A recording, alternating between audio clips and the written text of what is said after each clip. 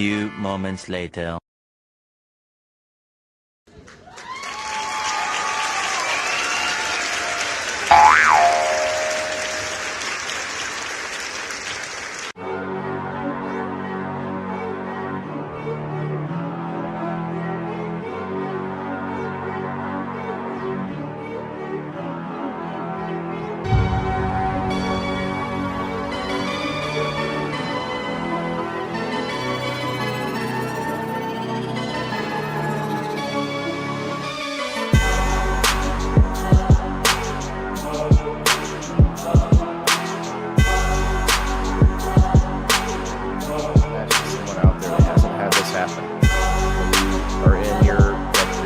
Basement or a dark alley, or you're out in the woods and it's kind of pitch black, whatever reason, and you feel like you're being watched, don't you? Like, I don't know about you guys, not always, maybe not as pronounced all Here's the the thing time, with addiction is that's never say never, because when you're an addict, not all the time, sometimes you'll do shit. Every now You know, like I never say, oh, I'll only do that, I'll never do crack. I believe this isn't available, which crack might be, you know what I mean? You gotta do something, so, you know, it's just that's why people say my drug of choice. It's hard to say you're addicted to one thing when you're just addicted to chemicals in your body. Like any other substance is gonna work for you. I agree with you. No, I'm all for it. Thanks for having us. Well, we like I feel like that's science. Like that's like full-on science, whereas paranormal is definitely not 100%. Specific porn was brought up, and we can laugh about it, but it's actually Is there a website or just a Facebook page? How do we find you? Race in general. How do you find us? At Yeah, like you said, and if you're in Sudbury, we also the informal definition is enthusiastically devoted to a particular thing. Like we've been doing it every Friday for 2 years now. Big turnouts to awesome prizes. Yeah, fun. We do a little bit of comedy, singing, acting. I like that. You guys have a. So I was without my medication for almost 2 years. What is the word? That's something theatrical way about you, and that's kind of a lot of how I. So you pull all that in, told, the miscarriages, the abusive relationships, the horrible. I mean, I would. You know, it should be required. One of them required credits. Plain and simple. The shit we do to our kids. Balancing a checkbook, learning how to do the dishes, learning how to fucking unplug a toilet. You know, the hot and cold knobs. There's certain things that trade schools that we don't learn anymore because we push college. You know what? I don't need to know X minus Y times 7 to the 8th power is That's how us growing up in Illinois every year. Justin's gonna just sit here bagging on me the whole time. Every comment that he's made has been about my fucking glasses. Like, he knows that I don't watch the comments as much on this one. It's like everything going on, so he likes it. Like, as soon as you got home from school, you did whatever bare minimum you had to do for you fucking chuck the shit on that. Boom!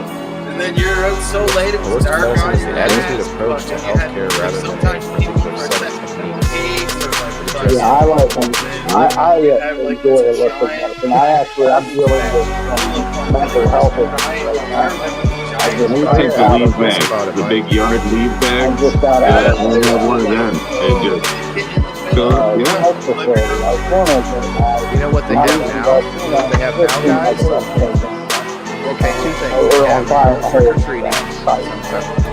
Something's up to it. And this seems like it's a place to go. So,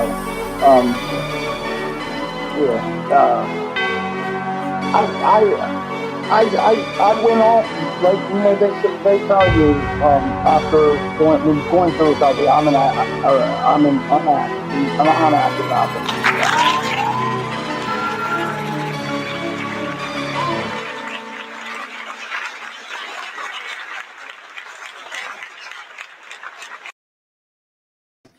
All right. Hello, everybody, and welcome back to People in the Boxes. It's Thursday, 6/29/2023, guys. It's a big episode for us. Number 50, guys. Number 50. I can't wait to get into it. We got a lot to go through. But first, before we get in there, make sure you share this out. Make sure you tag your friends. Make sure you hit those reactions everywhere that you are finding us. And feel free to come over and join us into the Indoor Farmer chat if you'd like. And okay, so we got a lot to go over tonight. We got a lot of awesome friends going to be hanging out with us tonight. It's going to be very interesting. I don't know where we're going to go exactly, but we're going to let it flow, right, guys? Tonight's topic. I'm going to play a little video for you. But what? Hold on. What are you? Excuse me. What are you doing? What are you doing in here? Who are you? Who? All right, give me 1 second, guys. Who is this? Who? What? Wait. Hold on 1 moment. I'm not gonna. We won't say anything. What do you? It's not gonna be that. I didn't. I don't know. We're not. We don't know the details. We're not gonna tell anybody anything. I promise. Look. Just tell them. Just tell them we're gonna tell people we love free speech. It's okay. We're not gonna say anything that you don't wait. No. You don't have to do that. You don't have to do that. Wait. You don't.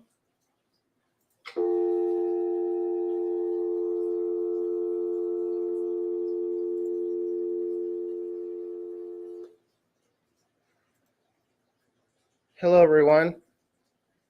You and me and all of our good friends tonight. We're going to discuss how to make cakes and the best things we love about cake. Back with you guys in a moment.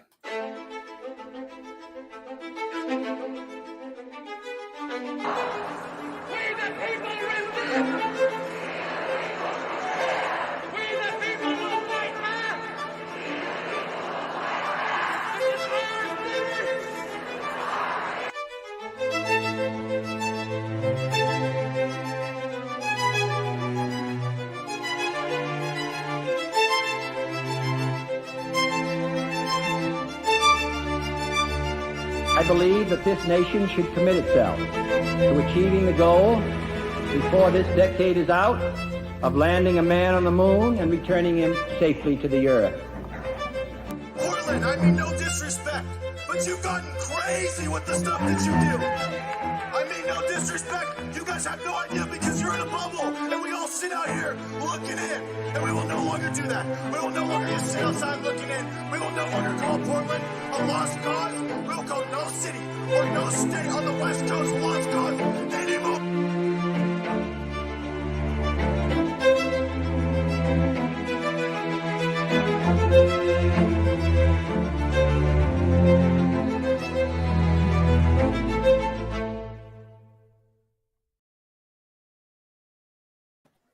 All right.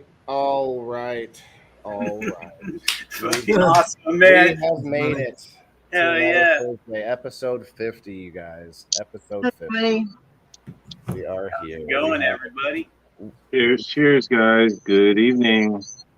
Cheers, everybody. Please tag your friends, share it out. I know only a few of you got to see that awesomeness, but it's going to be replayed later, and it'll be fun. So I think I'm going to start doing that, trying to put that video towards the beginning a little bit more. But yeah, well, I don't know. You guys tell me what you thought. Did the video part seem pretty on point? It seemed kind of cool. Oh, yeah. Right? I thought it was awesome. And the little skit that you did ahead of time, I was dying. I was sitting over here laughing my ass off. I missed the skit. It kicked me out, so I didn't see the skit. I had to zoom in and be like, I know about Rhino, but who's that? You'll have to. It's only if you can see it later. It's okay. Yeah, I'll rewatch it later. It says some destinations won't get comments. You got that on your screen? I do not. Yeah, it kicked me out, and I came back, and now it says some destinations will not get comments. It's in between Pete's comment and Michelle's comment. And you see that on the screen? Yep. I don't see it. I don't see it either. Yep. I don't know. It's crazy. It kicked me out. It was like it said broadcast something, kicked me out, and then I logged back in with no problem. And Yeah, so we got a good one tonight, guys. yeah, we do. Number 50. Hell All yeah. right, so here you go, Jason. We're gonna do the instant replay for you. Celebrate 50. Number 50, guys. That's what's up. So what's freedom mean to everybody? You know, I know that you know, it's a big deal to all of us, especially in America, because our country was founded because we wanted our freedom and our independence. It's a big deal. All right. Sure. So I'm going to play this real quick just for Jason and for the people that are coming in, and to give us a minute, get those folks up in here. You know what I'm saying? It was somewhat humorous. Who's this? Who? Why can't I hear anything? Freedom of speech. Can you hear it? No. It's not playing. It's muted. All right, that's okay. Not a big deal. We'll watch it later. It's because of the browser. I know what's going on, but it's okay. Anyway, yeah. So it's big, guys. I'm not trying to rush. This is something that I know. I know there's a few other people that said they wanted to come to this and put in their sense. So yeah, I don't know if you kind of caught my theme with some of it, but the thing that I see is that it is the most important of all of them. And we kind of tossed around the idea of maybe doing like all of the rights, or maybe the Bill of Rights, and we'll probably get a little bit into that tonight. But the thing is, most of the time, if you don't have this one, all the rest of them don't really matter too much, do they? So when I looked at it and I put on, I think it was in the comments, or not in the comments, but in the title, I put that there's a lot of different types of freedoms and perceived freedoms, right? So people say, oh well, that's not that's not your right, or this is my right, and people get all confused on that. And I'm just gonna give you guys my opinion, because this show isn't necessarily opinions, but it's about like where we come from individually, from our perspectives. And my perspective is that it's, I guess you could say, God-given, but to me, it's something that if you were stranded on a desert island, you would still have, right? Like you can't, there's nothing there's no law, there's no rights or a Bill of Rights, any of those rights that can be given to you that you wouldn't have if you were by yourself, because each individual is a sovereign, body and this and that, and that's how it's always been. But people nowadays have a lot of differing opinions. And you know what I meant to do? Oh man, I meant to do that. I'll do it right now while we're talking. I think that it bears merit to look at both sides of everything, right? And that's kind of what I do a lot of times on the show. And I'm gonna play DeVille's advocate. Not devil. Yeah, I feel like that's too deep. I do have the Constitution pulled up from the constitutioncongress.gov. So if we need to reference it, I got it right here. Nice. Love that. And welcome, Rhino. Welcome. Yes, brother. Welcome to the family, man. Oh yeah. Welcome to the family. I'm very excited yesterday when I seen that we had a new co-host.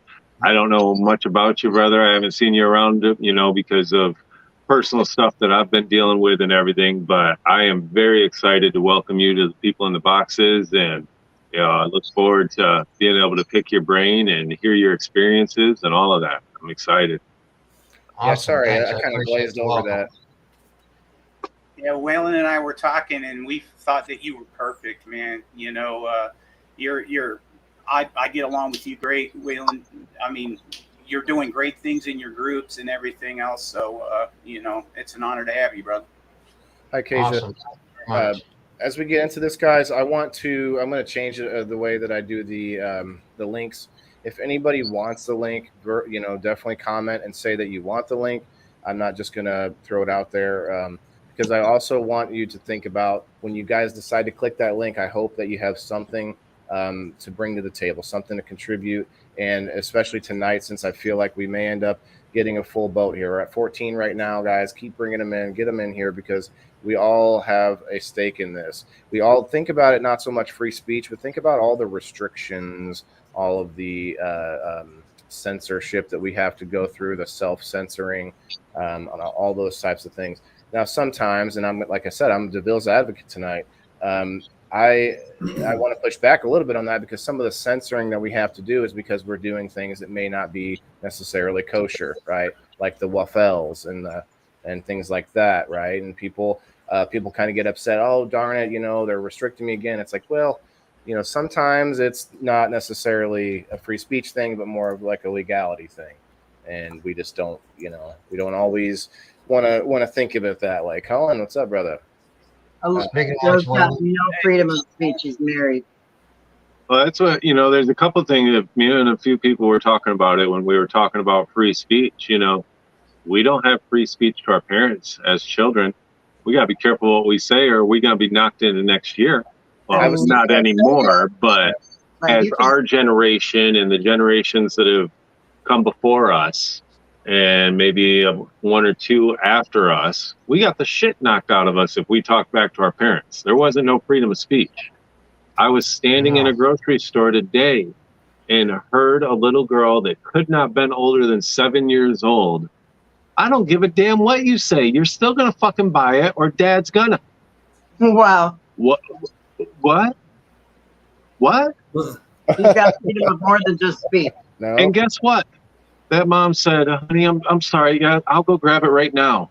And she went back and got that fucking toy.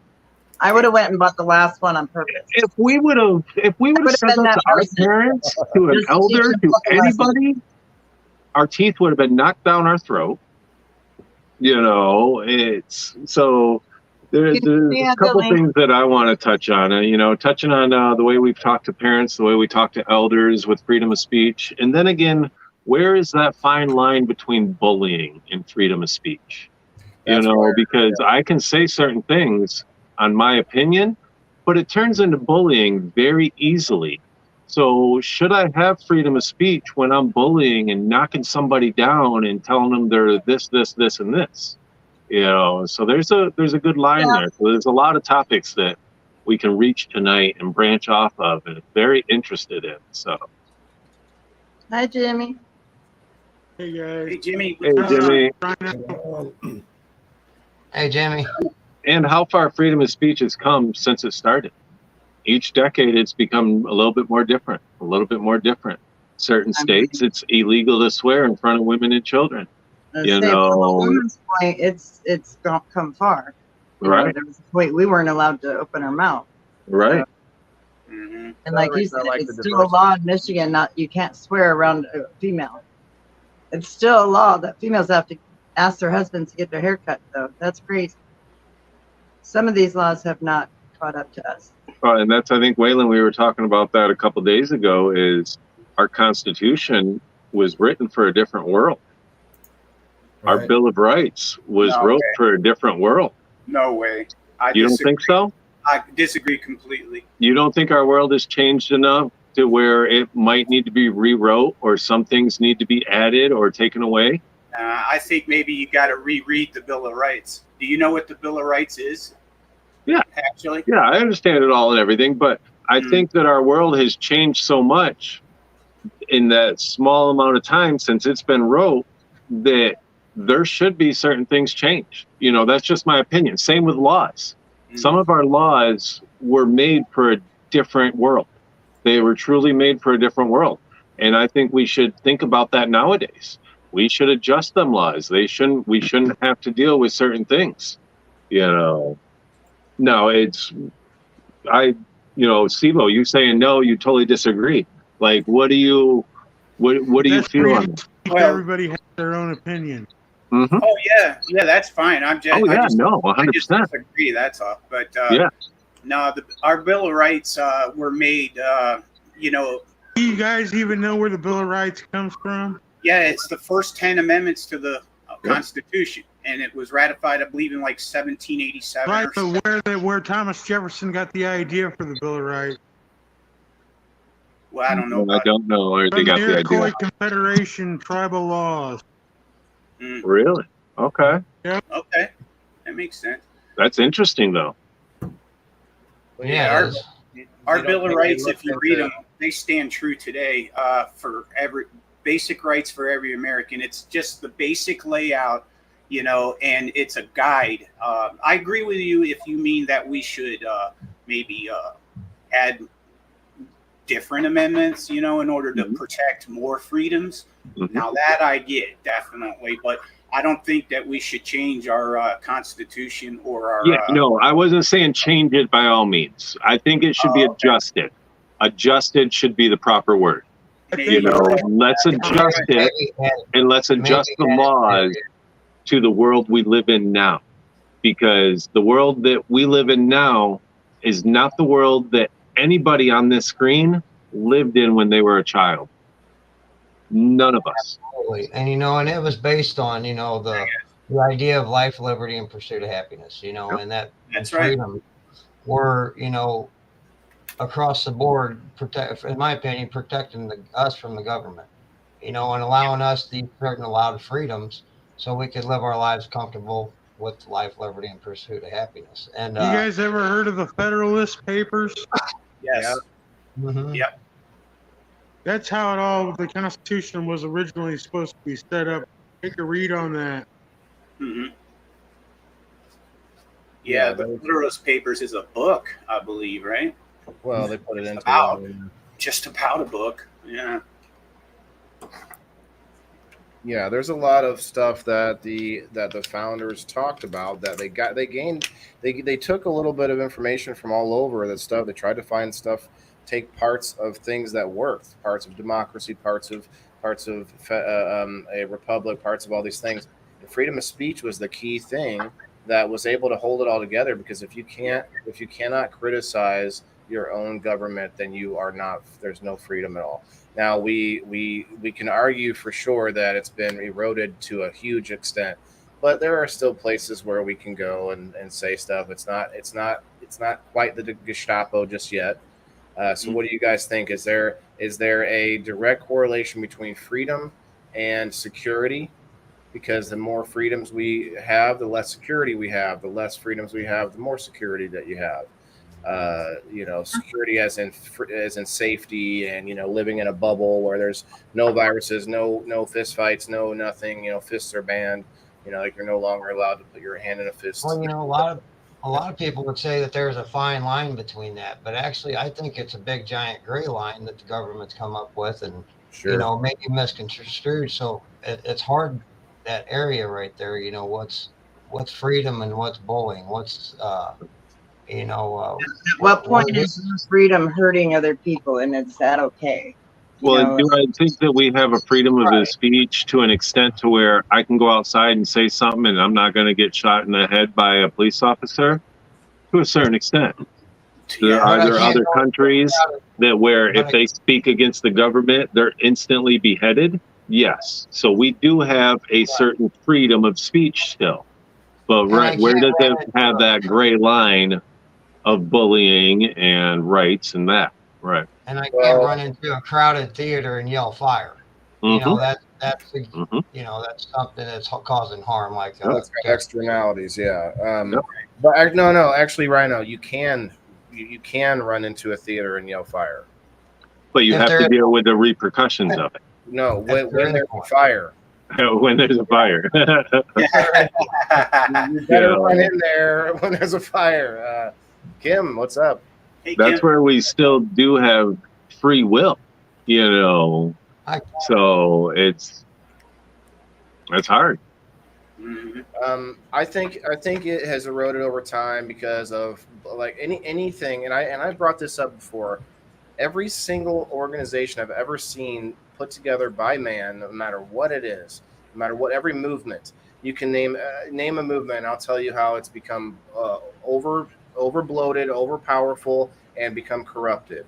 And almost every country goes through, like some of the old European countries, they've collapsed and been rebuilt. How many times has France just been completely just decimated and rebuilt from nothing? So we call it France, but is it, is it still whatever was 600-700 years ago? No. So do I think that America, like as it was written in the beginning, is going to stay there or come back? No.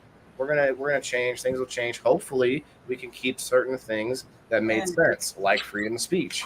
That's one of the things I'm We will hoping. have to add because, yeah, things are changing. The just internet.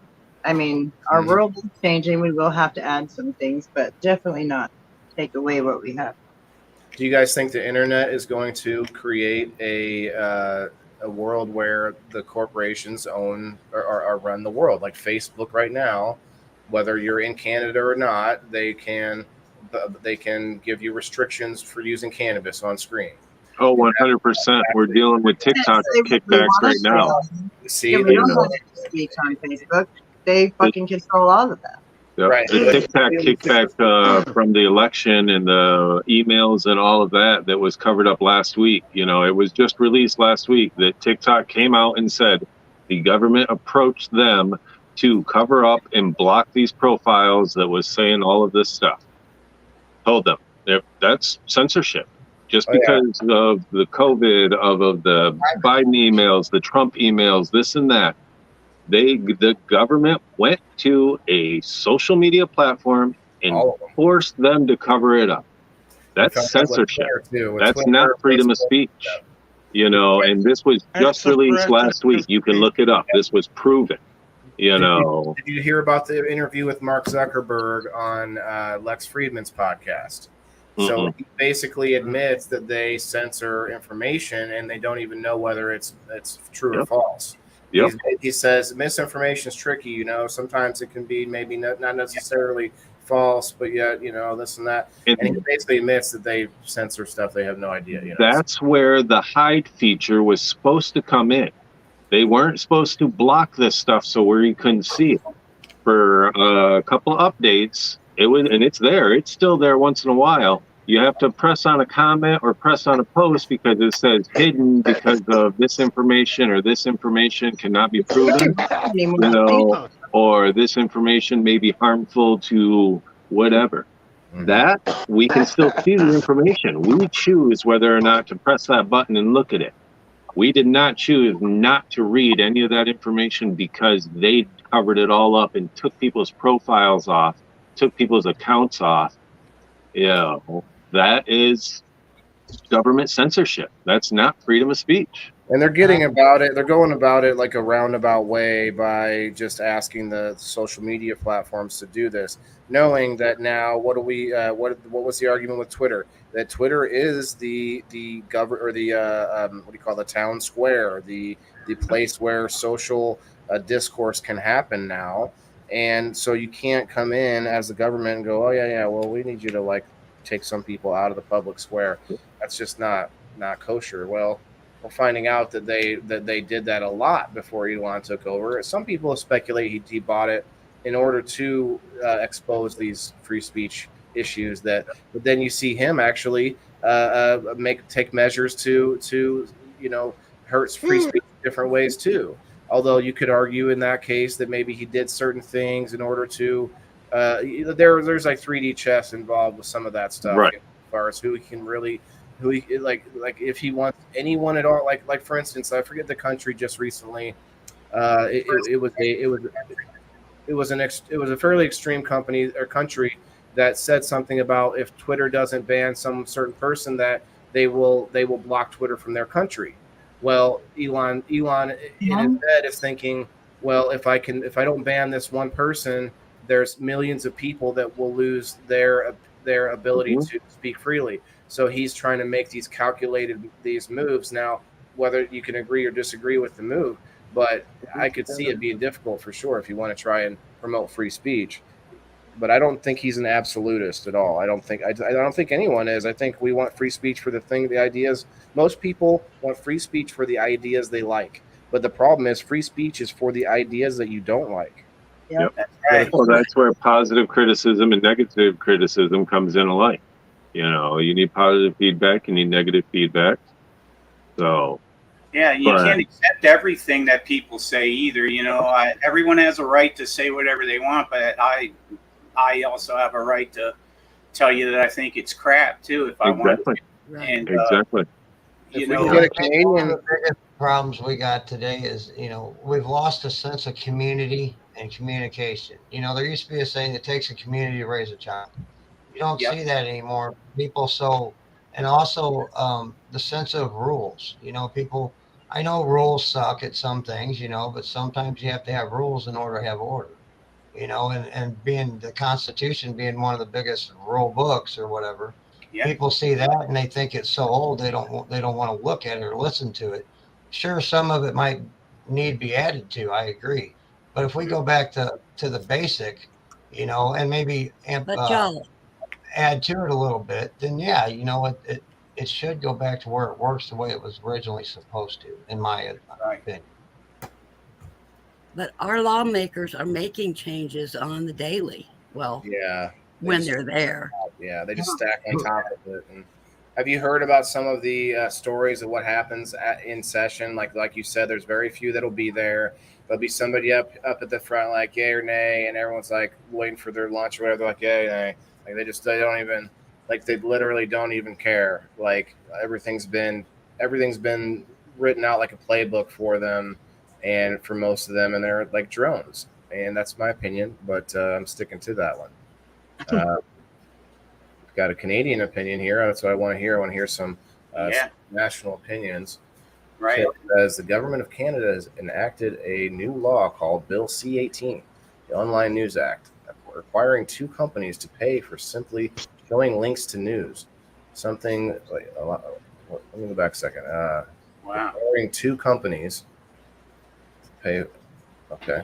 Links for news, something that everyone else does for free. All right. Only two.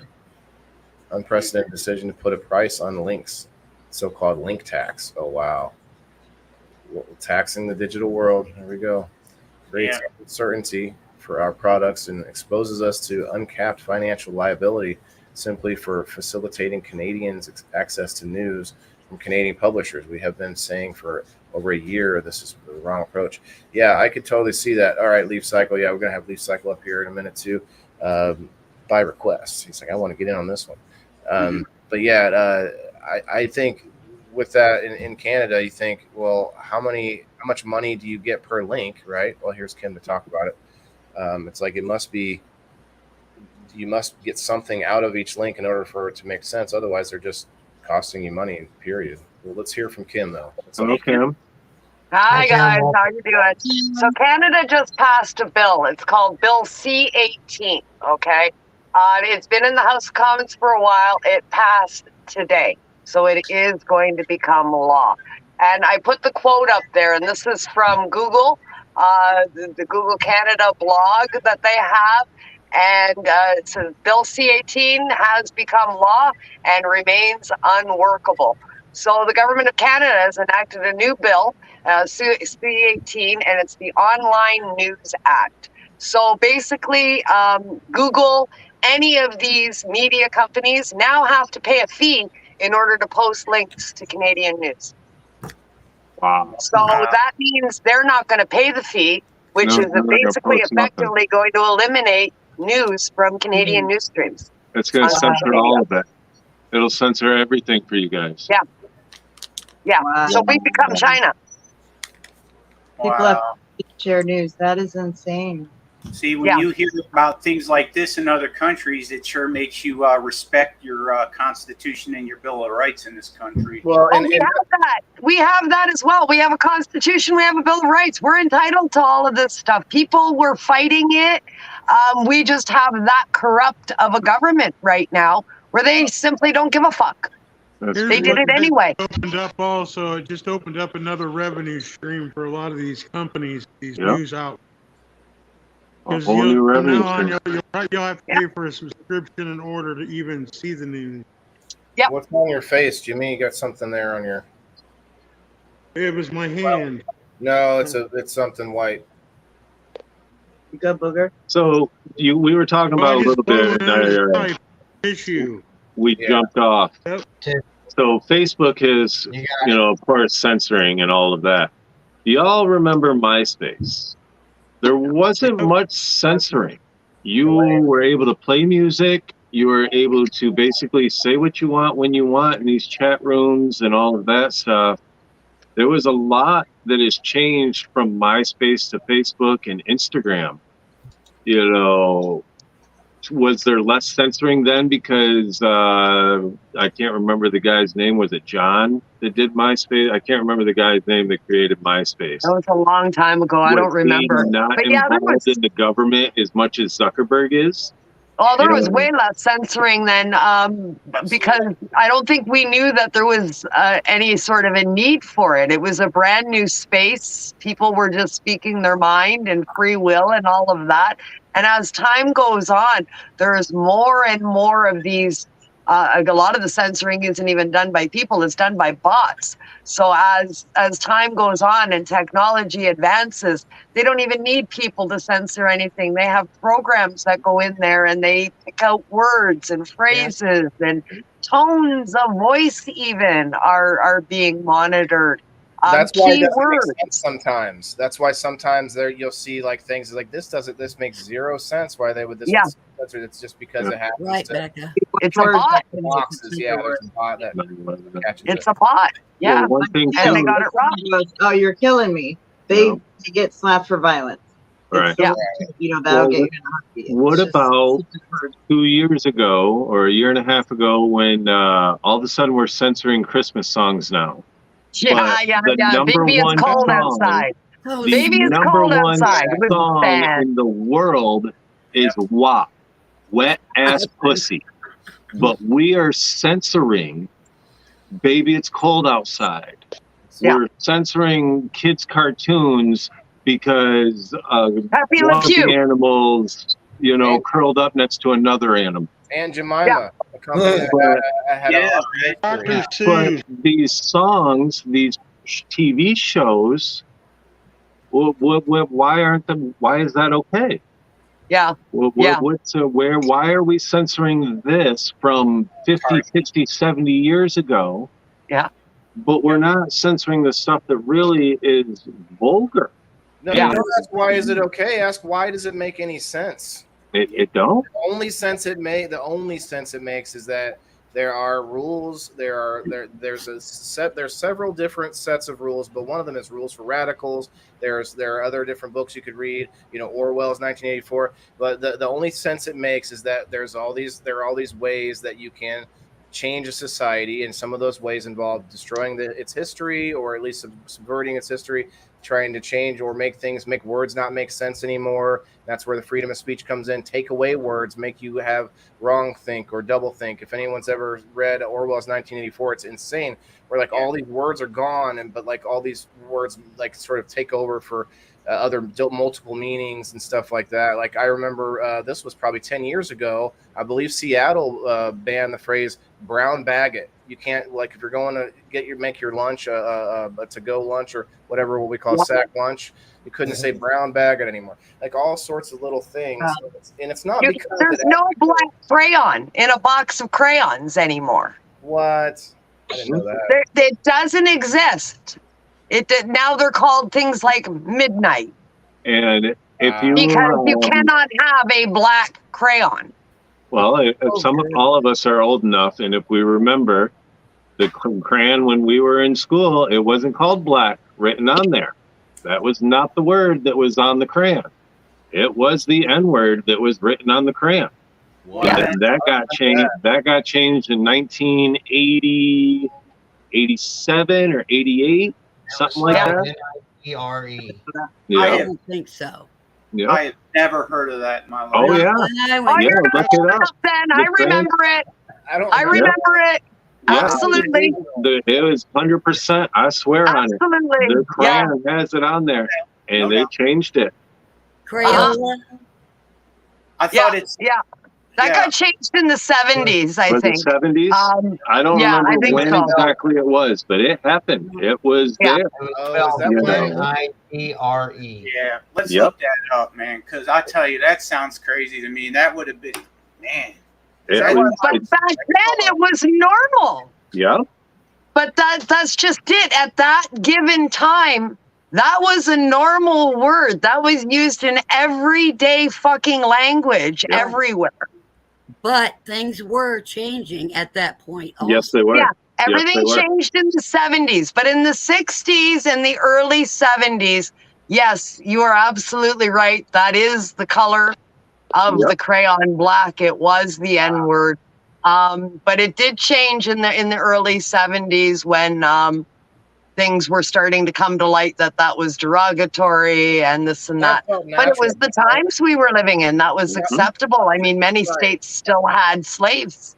It was natural around the 60s and 70s. Things started. Wasn't the N-word I was thought of. Yeah, many states still had slaves at that point.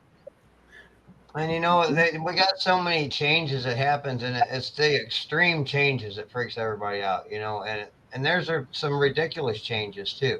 I'm going to push back on you. I don't think it's extreme changes. I think there's a difference between the movements of the 60s and 70s and today.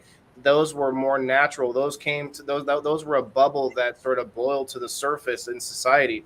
Now it's a forced change. It's by design change, and that's what I think a lot of people can feel. And you can smell bullshit a lot of times. And when there's all these changes being forced upon us, when said people who are being marginalized don't even have a problem with this, like say the Chiefs being the Redskins being changed, Aunt Jemima, all these things have been, they had studies where they talked to the people that supposedly were being harmed by these things, and they all were proud of these institutions and these built up brands and things, and they loved those, and they were upset about these being forced to be changed, and it was all in the name of virtue and stuff. I didn't know anybody that was like, these things have to go. Right. It wasn't derogatory.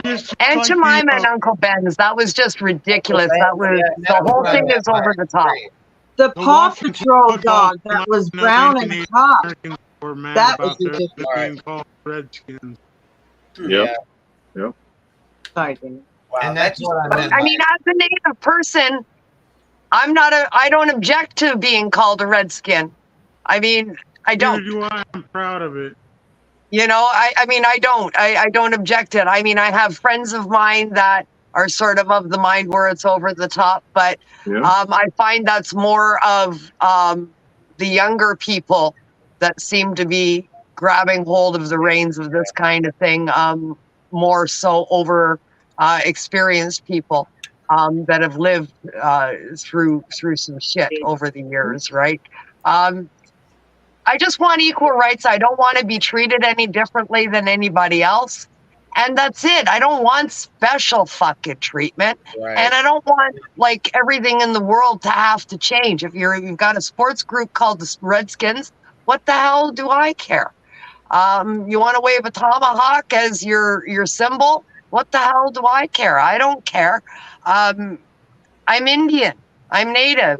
And that's okay. Fight against them. Root for the other team. That's what it used to be. And then it became, let's break down the name and what's on there. It's like the common uniform. Sense and common morals, common law. What they used to refer to as common law, which was it's common sense law, right? I mean, anything that you focus on, you can make that thing over the fucking top.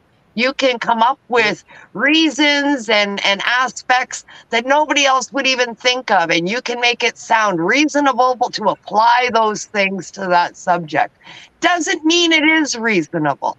Common sense and common law has to prevail at some point, and that's what we seem to be lacking right now. Yeah, but this is an issue. I'm going to push back since I'm DeVille's advocate over here. I think that you're right, except the problem is common sense. And I used to say this all the time. We've lost common courtesy, but at the same time, it's not always as common as we think. And that's why we had that whole episode. Yeah, we had a whole episode about it, Kim, because we can even go within my state and have different courtesies that are okay. You go to Chicago and you better expect a different type of treatment. Well, even generation gaps. Generation gaps are huge too with it. It's hard. I think we could come up with some pretty like stuff that we overlap on, but that keeps changing. But the only like back to Rhino, I think it's being forced upon us, and that's what I don't like. I like it to be a natural, evolution to people. Like I would love to see us all get along and move to like have like the whole solar system, colonized and all that. But who knows if that'll ever happen, right? Right, Val? Val, how are you? I was talking about, and maybe extreme was too big of a word, but it's just the changes that people. Oh, you're still right. Extreme to another. Yeah, from it kind of society's not used to that, and then people are going to get pissed off, and then you're going to get them arguments and conflictions, and that's where it creates all the chaos. Well, and that's what this show is about, man, because we have to expect those disagreements, and that's why we want to see perspectives, and that's what helps, because we've all seen it in every trope in movies where if you only have one perspective, you're going to be, kind of missing pieces to the puzzle. Well, you don't have a good joke without a bad joke to base. Many bad jokes before I get the good ones, but once in a while, yeah. Well, you got to have a good or a bad to base the other one off of. Yeah, but speaking of bad jokes, I was going to ask earlier, is that why my white crayon in the box says cracker? I don't know. I want to speak to something that you just said, about, it's sort of happening naturally or evolving naturally with, human beings coming together and coming up to a consensus and sort of changing our trajectory and that kind of thing. Right. I think that's what the biggest problem is today, is that's not happening naturally. I mean, I think the extremism that we're seeing today on all fronts, and it doesn't matter. Pick your stage right now, because it's fucking across the board, right? It's all fronts that are sort of being attacked. There's no other word for it except attacked right now. But I don't think it is organic. I don't think it is natural. I think it's planned. I think it's a small group of very powerful people that are pushing an agenda and gathering sort of these radical groups and allowing them to have a voice and appear to be much more powerful and much more stronger in numbers than they actually are, because they're given the platform to portray that. And I think it's all for a reason. It's for an agenda. It is to break down society. It is to break down the nuclear family. It is to break down religion. It is to break down camaraderie and human decency. And it's so that they can enact a plan for world domination. Because as we're all busy fighting amongst ourselves, we're pretty fucking easy to hurt, aren't we? Yeah, I agree. And that's what I was saying. I was saying that in the 60s and 70s, it was more natural, in my opinion. Yeah. Like that was. Yeah, we could go protest without worrying.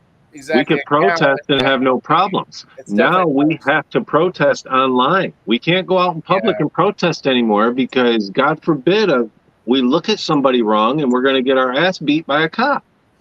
We're going to get sprayed with pepper spray. We can't physically go protest like we could back in the 70s and 80s. Well, protests change. Buildings getting burned down, and that's not protesting. That's looting. There's a difference between protesting and looting. That's the acceptable way to protest now. 4 dead in Ohio. If protesting would stay like it used to be, that'd be great. But because now even here, if you try to organize a protest, they consider it loitering. Oh, you're loitering.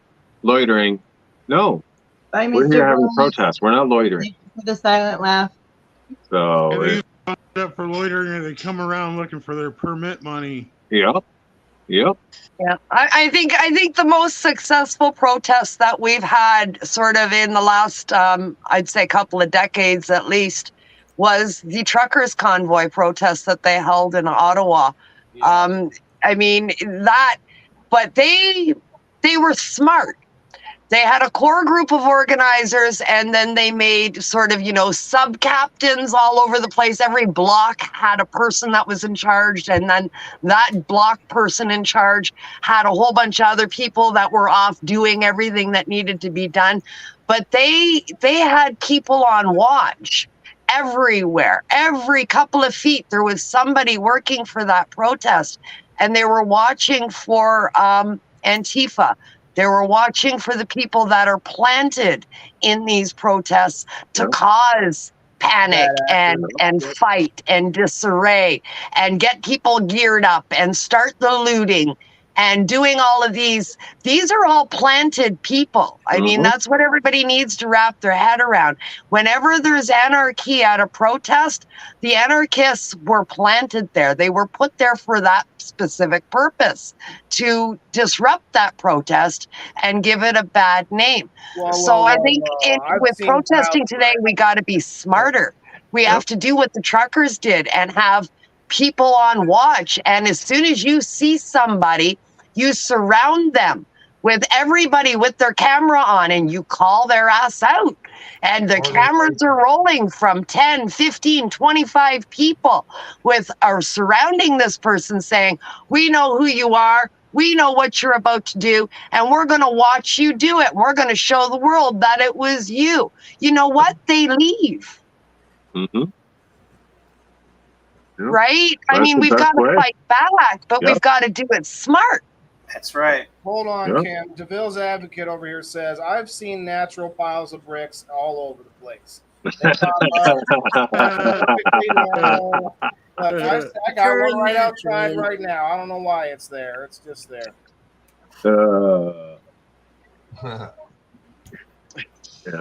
I got nothing. 49 years young.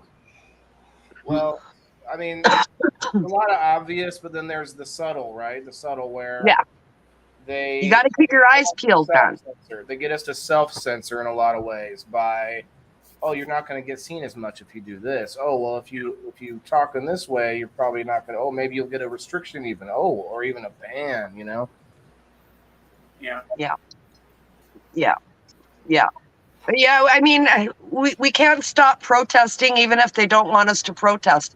I mean, to me, them fighting back against protesters the way they are and pulling the shit they are, we have to get smarter and we have to go harder, because if they don't want us doing it right now, then right now is exactly when we have to do it. Exactly. I've learned that a long time ago. When the government wants you to shut up, that's when you need to get loud. That's right. Yeah, even if you listen, it's easy to say this, you guys, but I didn't go to January 6th, but those people are still in pre-trial, in solitary confinement on misdemeanors and stuff. People are going to pay the price. Absolutely. We had truckers, the people that were a part of the truckers convoy. Some of them were in jail 6, 8, 10 months, 1 year, a year and a half. One guy just got out, and he got out on the contingency that he's not allowed to talk to, communicate with anybody. He's not allowed on social media. He can't say a fucking word to nobody, but they finally let him out and they held him for 18 months. It's just, wow. I mean, people are going to have to pay some prices, and it's a hard price to pay, absolutely. But it's got to be done. We can't let the fear of repercussions stop this, because we've got to think about the future generations that we're leaving this world behind for. I mean, I just had a brand new grandson. He's 3 weeks old. I'm worried about the world he's going to grow up in. I can't just stop and hide because maybe it's going to get rough. Well, that's too bad. I guess it's going to get rough then. We haven't heard from you. What's up, man? You know, like, that's what we've got to do. Yeah. What do you think? They're counting on us. I agree. What do I think specifically about what? I mean, I don't know. Have you been? This is we're in People in Boxes. This is episode 50. We're talking tonight about the freedom of speech. Do you think it's important? Well, yeah. Oh, of course. Yeah. Okay. Do you have anything? I don't ever talk while there's 9 people on screen. That's why I told you I don't come up on people. That's why I'm making it. That's why I'm the host, and I'm stopping to say, Dan, hi, how are you? Do you have anything to add, buddy? Yeah. Let's hear it, Dan. You got the floor, buddy.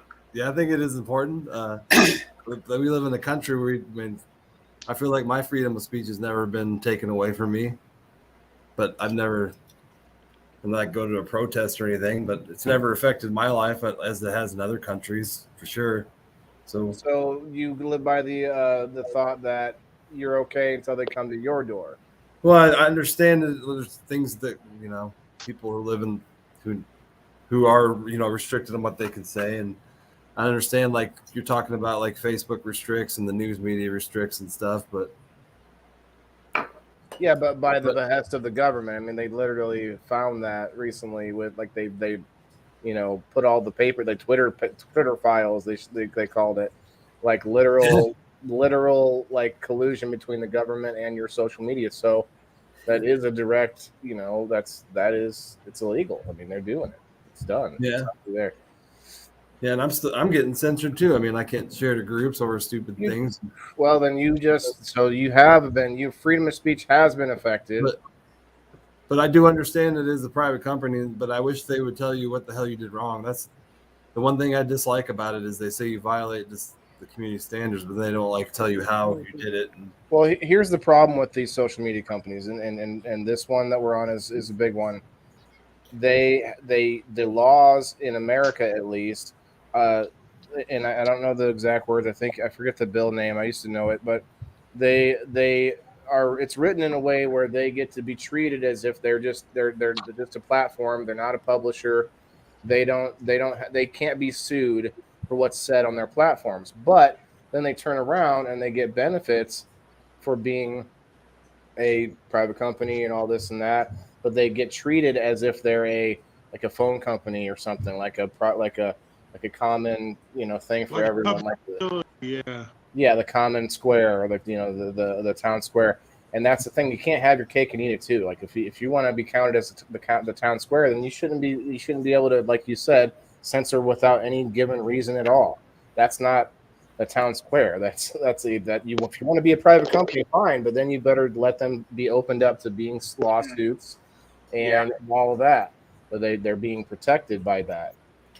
I can't remember the name of the bill. I used to have it right ready, but yeah, it's something that all these social media companies are benefiting from, and they're fine with it. Mark Zuckerberg, he loves regulation. He goes to the meetings to talk to them. He's giving them advice on the regulations, because what does that mean? He knows how to get around them then, how to benefit from them. Go ahead, Jason. What about, doesn't that kind of lead into whistleblowers? 100%. That's why you have people like Julian Assange, who's like running for his life all the time. They've lead to other countries to blow the whistle on certain things over here and everything because their freedom of speech was censored. Hold on, are you talking about Snowden? That's why he lives in Russia. You got several. Yes, the most famous, because of our day and time and age, is him. Yeah. But it's been here forever. Whistleblowing has been around for a long time, and they've always fled because of fear for their life. The men in black might come wipe them out. Thanks, Jesse. Pretty sure they did that definition works. Definition of collusion in the chat. All right. I mean, whistleblowing is a big one. Yeah, that's so. Even with companies, you think about it. I've owned several companies and restaurants. I've had to hang on my wall things about whistleblowing. For them, if they feel that they cannot contact upper management and stuff like that, they can call this number and it contacts somebody in the government, blah blah blah, or in the health department and this and that. And, so that's a huge one. So. That's right, Melanie. It's whistleblowing is definitely a thing, but I mean, doing it, you're risking your life, right? I mean, 99% of the whistleblowers that stay alive leave the country.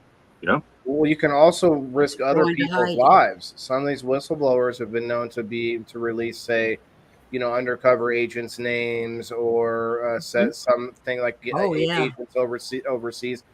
And that's a scary thing. I think Snowden was one of those cases. I'm not 100% on that. Don't quote me, but I remember there was a downside to his case that wasn't necessarily all altruistic of him trying to be a good guy. Right. put out some stuff that was unnecessary. But well, you've been in the service, Waylon. There's stuff that you're not supposed to tell the average day Joe. Yeah, and there's a problem with that because sometimes it's stuff that because of for your own good type thing. Mm-hmm. Well, it's for their own good. They can't know about it, whatever it is. Mm-hmm. I don't know if I buy that. Well, I don't know if I buy that. All this suppression that we're getting over our speech is exactly what you just said. Yeah, I don't know if I buy this whole safety of the people. I mean, if they were doing something they probably shouldn't have been doing in the first place, and they shouldn't have been there, then why the fuck were they there? I mean, that's the problem with covert ops and this world that we live in with this sort of military industrial complex mentality where everything is adversarial and we're all at war and in competition with each other. The only way that stops is if all these fucking secrets come out and all this shit stops. We've got to stop this. Like there's no way that we're going to survive if we continue on this sort of military industrial complex mentality that we have. Eventually, we're going to have leaders in power in different parts of this planet, and they're all going to get pissy at the same time and push the button, and then we're all fucking done.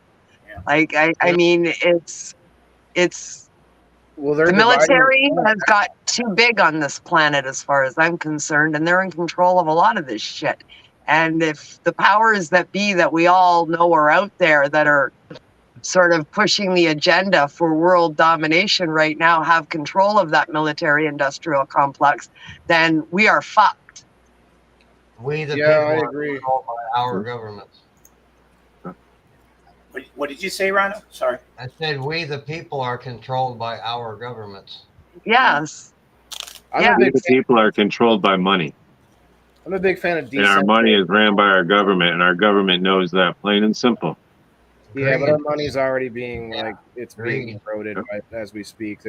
If we could even say that it's worth anything anymore, you know, it's pretty sad now. But it does mean money stands for something. It's not just. You guys know who Stefan Molyneux is?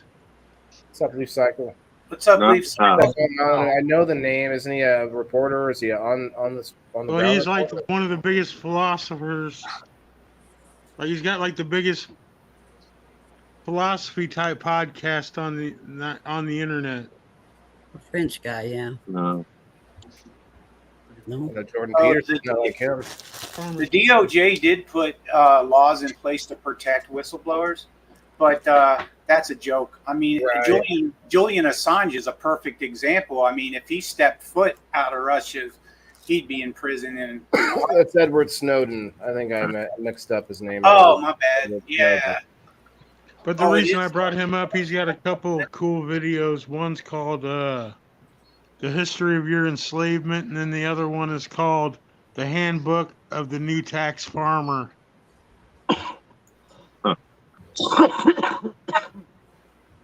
Another thing that I got written down here, Waylon, is in the news quite frequently, it's been popping up, is does our freedom of speech extend into our prison system and jail system? Like, do our prisoners, you know... There are federal jails that don't allow some prisoners to speak. So. At all. Well, and you also lose, especially for felony and above, you lose a lot of freedoms as well. So what, are your rights taken away totally because you're in jail? Yes, just you know. Yeah, you no longer have a right to you're in jail. I mean, you have a right to be a human being, but yeah, that's basic. That's it. It's a loophole for them to remove your rights. Now they're trying to do it on a more massive scale and like, I don't know, 101 ways. In my opinion, there's a lot of people out there say, oh, well, you know, your rights haven't been taken. Okay, but you can't look at just yourself in a vacuum where when there are rights involved, like it's a trope by now to refer to it. But in Nazi Germany, you had people who they would come to your door, you know, and if you said nothing, you know, you'd be safe for another day or whatever, and then eventually they'd come for you. I don't know how the quote is exactly, but I'm probably butchering it at this point. But you guys get my drift. Like if you say nothing when they come for your neighbor, eventually they're coming for you. Right. And Sit back and say, well, that doesn't affect me. Right. That's my point. Is like you have to kind of give yourself a little bit of a wider scope than just you, as far as rule laws and things go. Because I don't have a firearm, not that close anyway.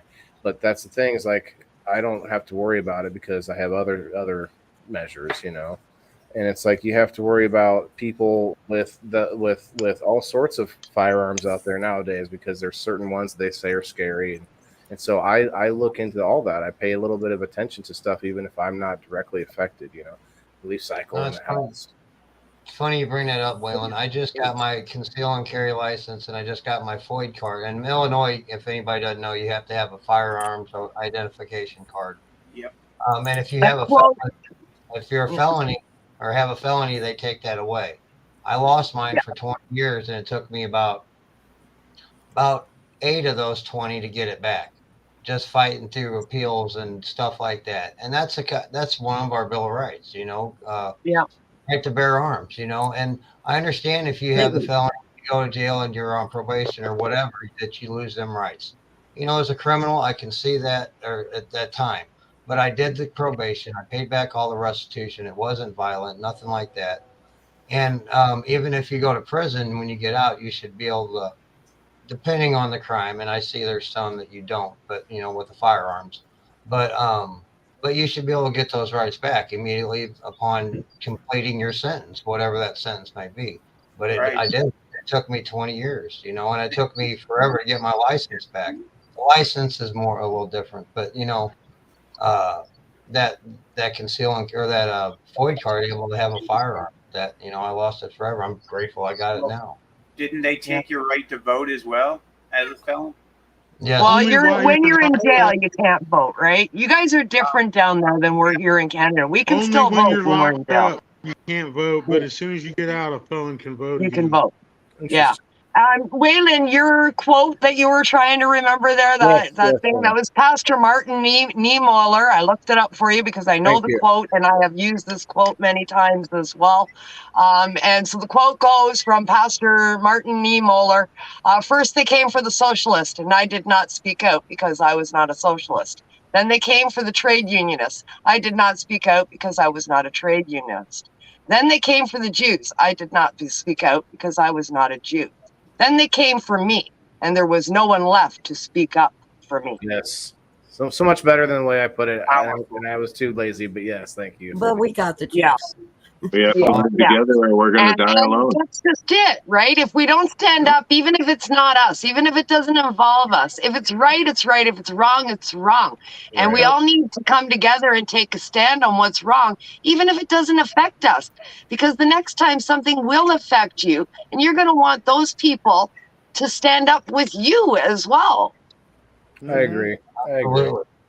Yeah, and I honestly think that there's a big movement now too, as far as back to the crime thing goes, as far as the nonviolent criminals, as far as marijuana goes, and we've been looking at that big time. I talked about this Wednesday, but the government is now looking into research for psilocybin and cannabis for veterans. And so if they're to do that, then you think Facebook might eventually have to change its ways, and YouTube, right?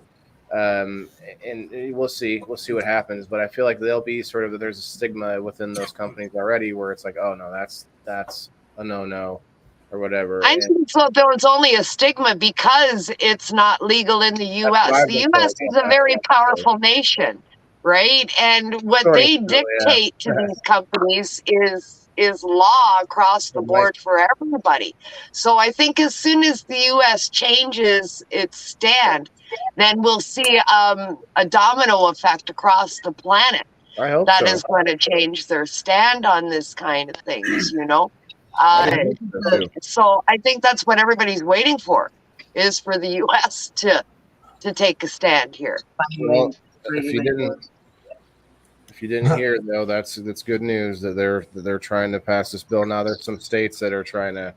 Remember the federal or the was it Steve-O, Florida? I think the governor. I don't know if it's DeSantis or. Yep. Well, Oregon, everything is legal in Oregon. Oregon's your leading state. That's the one. That's the psychedelic capital of the United States right now. It's Oregon. I thought Seattle. Almost everything is legal there. Seattle has Colorado, everything. Denver, yeah. California. State. Oregon, I think she's right, is the most. Sorry, Yeah, it's the most progressive. They've got everything across the board: DMT, psilocybin, LSD, ketamine. I mean, it's Oregon. I report on this shit every week on a show called Psychedelic Reporters. We cover the news. Every substance. Yeah, and Oregon is your leading state for psychedelics right now. Yeah. Well, they're saying psychedelics, and I think Dan was talking about this. Is that they may push those forward. They may actually end up having more research and more legality faster than cannabis. And and some of that is the snowball effect that we put forward through the cannabis movement, freedom of speech, right?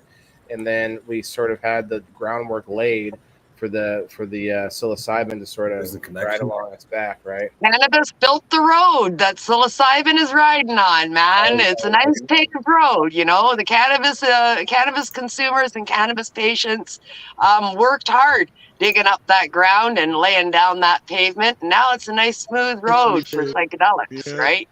I just wish we would follow it with the marijuana because of being able to mail it. You guys have it, like if we could mail it from country or from state to state, it would be so much easier, and the amount of money that we would be able to make. I mean, I truly believe cannabis can eliminate our national debt.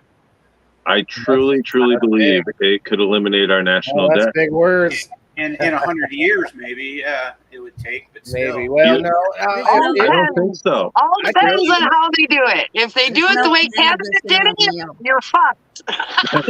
Right. But if they go into textiles, I mean, you know, you can make things with hemp that are very, very strong, man. Not just hemp is the future. Not just hemp. It's not cannabis that's the future. It's hemp. Yeah, 100%. the whole thing.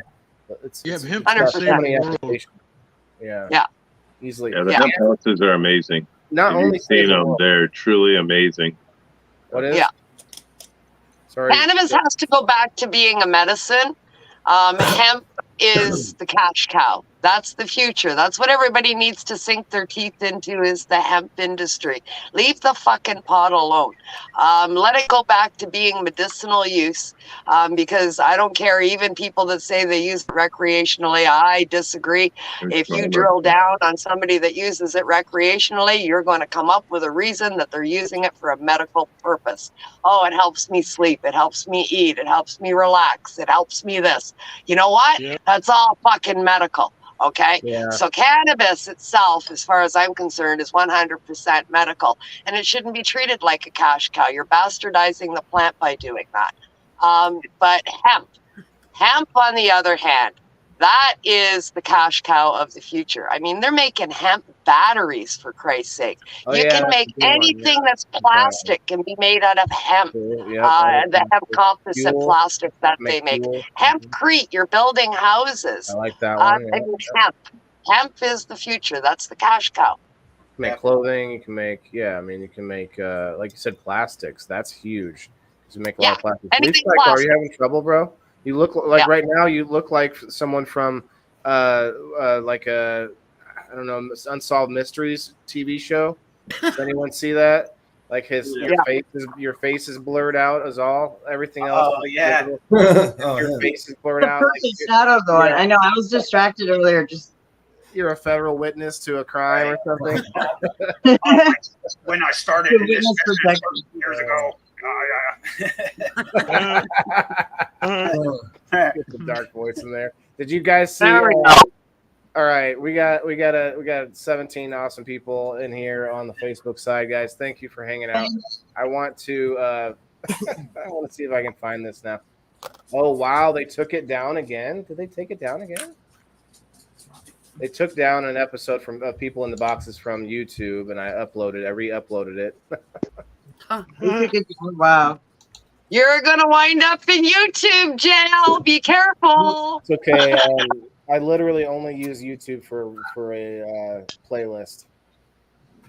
Yeah, I've been in YouTube jail a few times. I didn't even know it was a thing. Oh yeah. Censored, Waylon. We're being censored. Right. They're Fuck, they censoring kicked people in me the right out of boxes. TikTok. They won't even let me have another account. They kicked my ass right out, man. I can't even open another one. Oh shit! Really? Try Clapper, Kim. Have you tried it? I quit all of them. I said, fuck it. I stick into my basics. Instagram, Facebook, Twitter, and LinkedIn. That's it. That's Okay, it. so Fuck it. I quit all of them. another freedom of speech one that we haven't touched on is in schools. They took religion out of schools. You can't say the Pledge of Allegiance anymore. Right. You can't say That's right. certain words anymore. That's right. Where does freedom of speech come into with schools? You know, even in high school, students can't talk about certain things. Well, I kind of agree with some of this now. They're like people upset about it with the Florida bill. I'm not going to say the derogatory name for the bill, but the bill had something to do with not talking about sex to like 5-year-olds up till like 5th grade, I think. Right. And I think that is one of those things where it's technically not against free speech, but I don't want you talking to my 8-year-old about her anything. Okay. Well, that comes into the family unit now. I mean, free speech doesn't extend to what you can expose a child to. Now you're into the realm of parenting and child rearing. You're breaking up there, Kim. It's no matter what your religion, race, color, or creed is, that's what your family unit believes in, then that's how you get to raise your kid, and that's your fucking business. As soon as the state or any state armed government organization becomes involved in the rearing and what you can and cannot do with the rearing of your children, I'm sorry, you've crossed the fucking line. Nobody's got the right to raise those kids but the people that are raising them, that gave birth to them. Yeah, you're sending them to school for an education. You're not sending them there to be. That's right. That's right. That's not freedom of speech. That's right to proper education. Okay, good. Yeah. So, let's take a smoke break, and I'm going to show you guys real quick. Leaf Cycle, can you see this? Okay, can you see the screen? All right. I can't really see you that clearly, so I want to make sure you can see. I'm going to pull this up. Oh, there he goes. I think. And just this first little part here, guys. Tell me if it's echoing, please.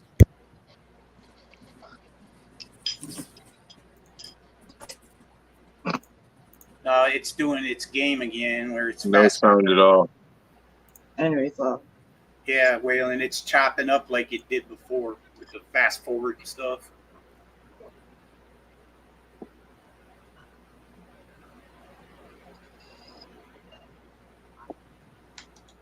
Damn. And we're back.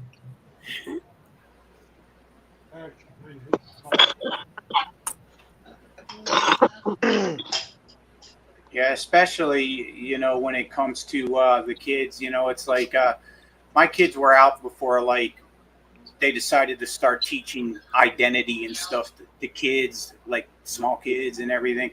And, that's something that should be, handled outside of school. It's a curriculum after all, and the curriculum should be followed. The outside agendas of other people's policies, depending on what county you live in or, wherever, it's like out where I live out here, it's a conservative county, and you'll be taught one way. You go to Chicago and you'll be taught a different way because it's completely liberal in Chicago, so it just really just depends on where you're at, but it should only be school stuff at school, in my opinion. I agree. I agree. Yep, that's a good one. It's 3 hours, man. What happened to the basic curriculum that they had back in the 60s when I went to school, when I was in grade school and shit through the 60s, and It's the basic, you know, the 3 R's: reading, writing, and arithmetic. Yep. And that's gone.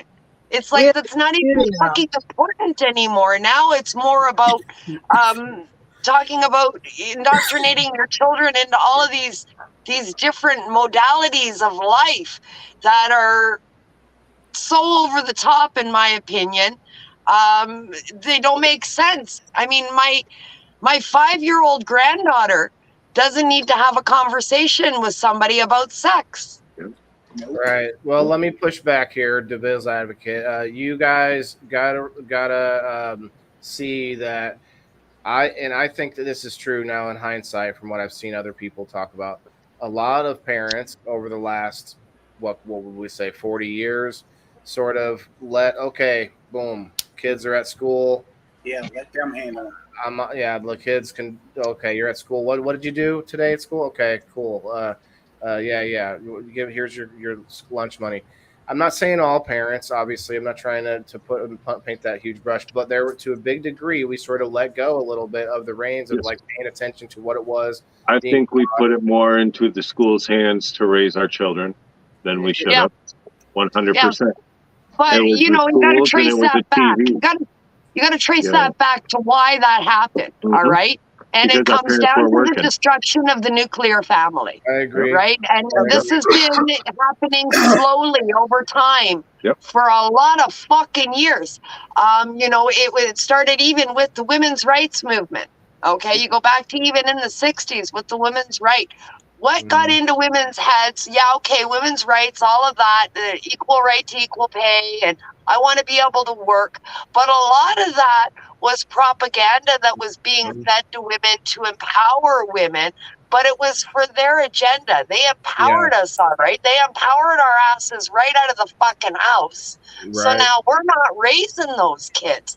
We're not the set of eyes that the grandparents had on their kids, because now we've got 2 of the parents working. Nobody's home with the kids. Who's left to raise them? The system gets to raise them, and then they get to mold that next generation. All of this was done on purpose. And it starts with the destruction of the nuclear family.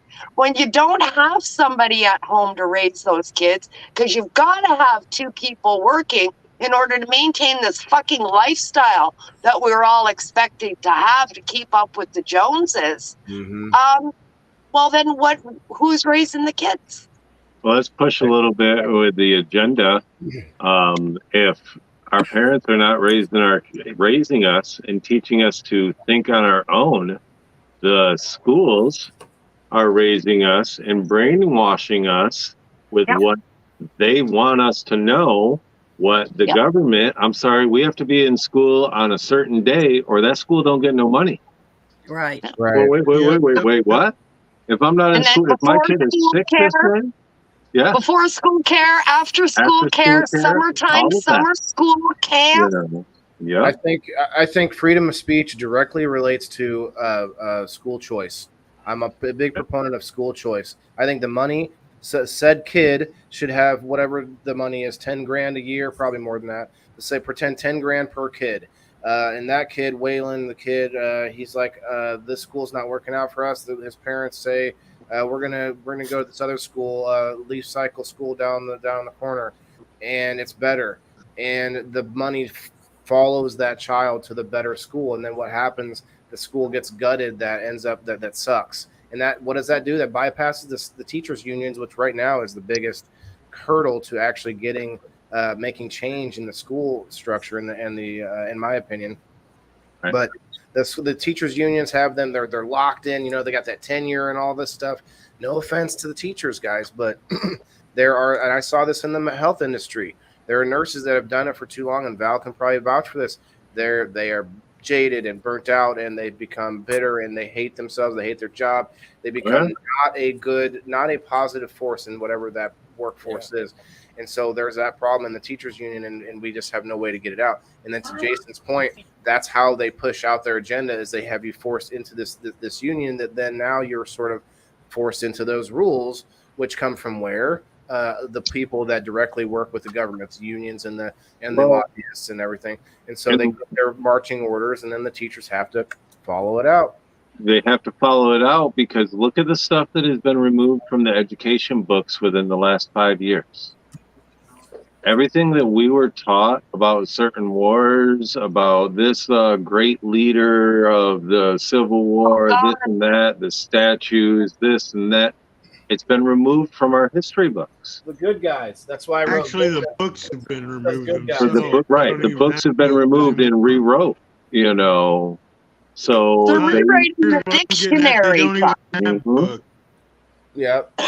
If you can change the word of meaning, it's not actually the changing of the meaning of the word. It's actually just the literal act of muddying up the waters of what the words mean. Making it confusing is the point. Like Kim was saying, the breaking of the nuclear family, is that right? Mhm. And then that's the issue, is that's all part of it. You make words not make sense. Oh, Dad, you don't even get it. You don't even know what this word means. Bicis, whatever thing. You don't even know. And then he just like gets lost because then they have this rift between them, and then you never can fix it because neither one of you knows the same meaning of each word, and then you're stuck. So. I mean, it's just they're muddying the waters with so much crap that trying to wade through the crap to find the truth is fucking exhausting. And to have to try and do that for every aspect of life, you literally cannot believe anything you read, hear, or see anymore, especially with AI. You can't even believe your own fucking eyes anymore. Like, I mean, everything requires full-on investigation in life. That is fucking exhausting. And I mean, that's the purpose, right? If you're awake enough. Yeah. I think it is the purpose. It's like and Dan had a good podcast Monday. He does a mental health podcast, and he did talk about anxiety. And that is one of the reasons that Jason, that's one of the reasons I wanted to do that on People in the Boxes. I thought it'd be good to expand into People in the Boxes to see what people's, fight or flight mechanism stories. But then I think of the freedom of speech, and I'm like, well, that's something that is directly related to our innate, what is it, like we want, what's the word, our drive. Like we want to be social creatures. We want to be able to share our ideas with each other. When we start to be stifled and limited, it hurts our soul. It hurts us, and then we feel it, and that's when you get rebellions. That's when you get pushback. That's when you get fighting in the streets and all this craziness. That's because people don't naturally want that. Some people do. There are the cogs out there that they look for that will say and do what they're told. And we talked about this on the media episode. Or no, what was it? What was the episode, Steve-O? What was the show we were talking? We showed the little video of all the media outlets saying the exact same thing. And that was information. Information, wasn't it? Yep, that was a great one. Yeah, it had all these networks exactly the same words. And that's multiple times they've done that. In episode 72, I think. What is? I'm sorry. Joe Rogan, I think it's episode 72. Yeah, he has it on there. Yeah. 1972, I think. Yeah. I was actually, I like to watch Rogan too. He has some interesting guests on. Yeah, he did that clip when he had his discussion with Howie Mandel, and that was a good one. Mandel doesn't watch TV, so he had never seen it before. And just Mandel's face when he saw it, Rogan played it. Mandel's face was just like, what the fuck is happening here, right? Because he don't watch TV, so he had not seen that shit before. It was pretty good. And the dialogue was them saying how they report accurately and they don't copy other stations as it's playing along going. Right. Yeah, it's like, what are you kidding me, man? But that's exactly the way it is. Just because you hear something doesn't mean it's true. And if it feels good to you, you want to believe it. And then that's where this misinformation, gets spread around so much. Well, that's why our knowledge is power. Research it.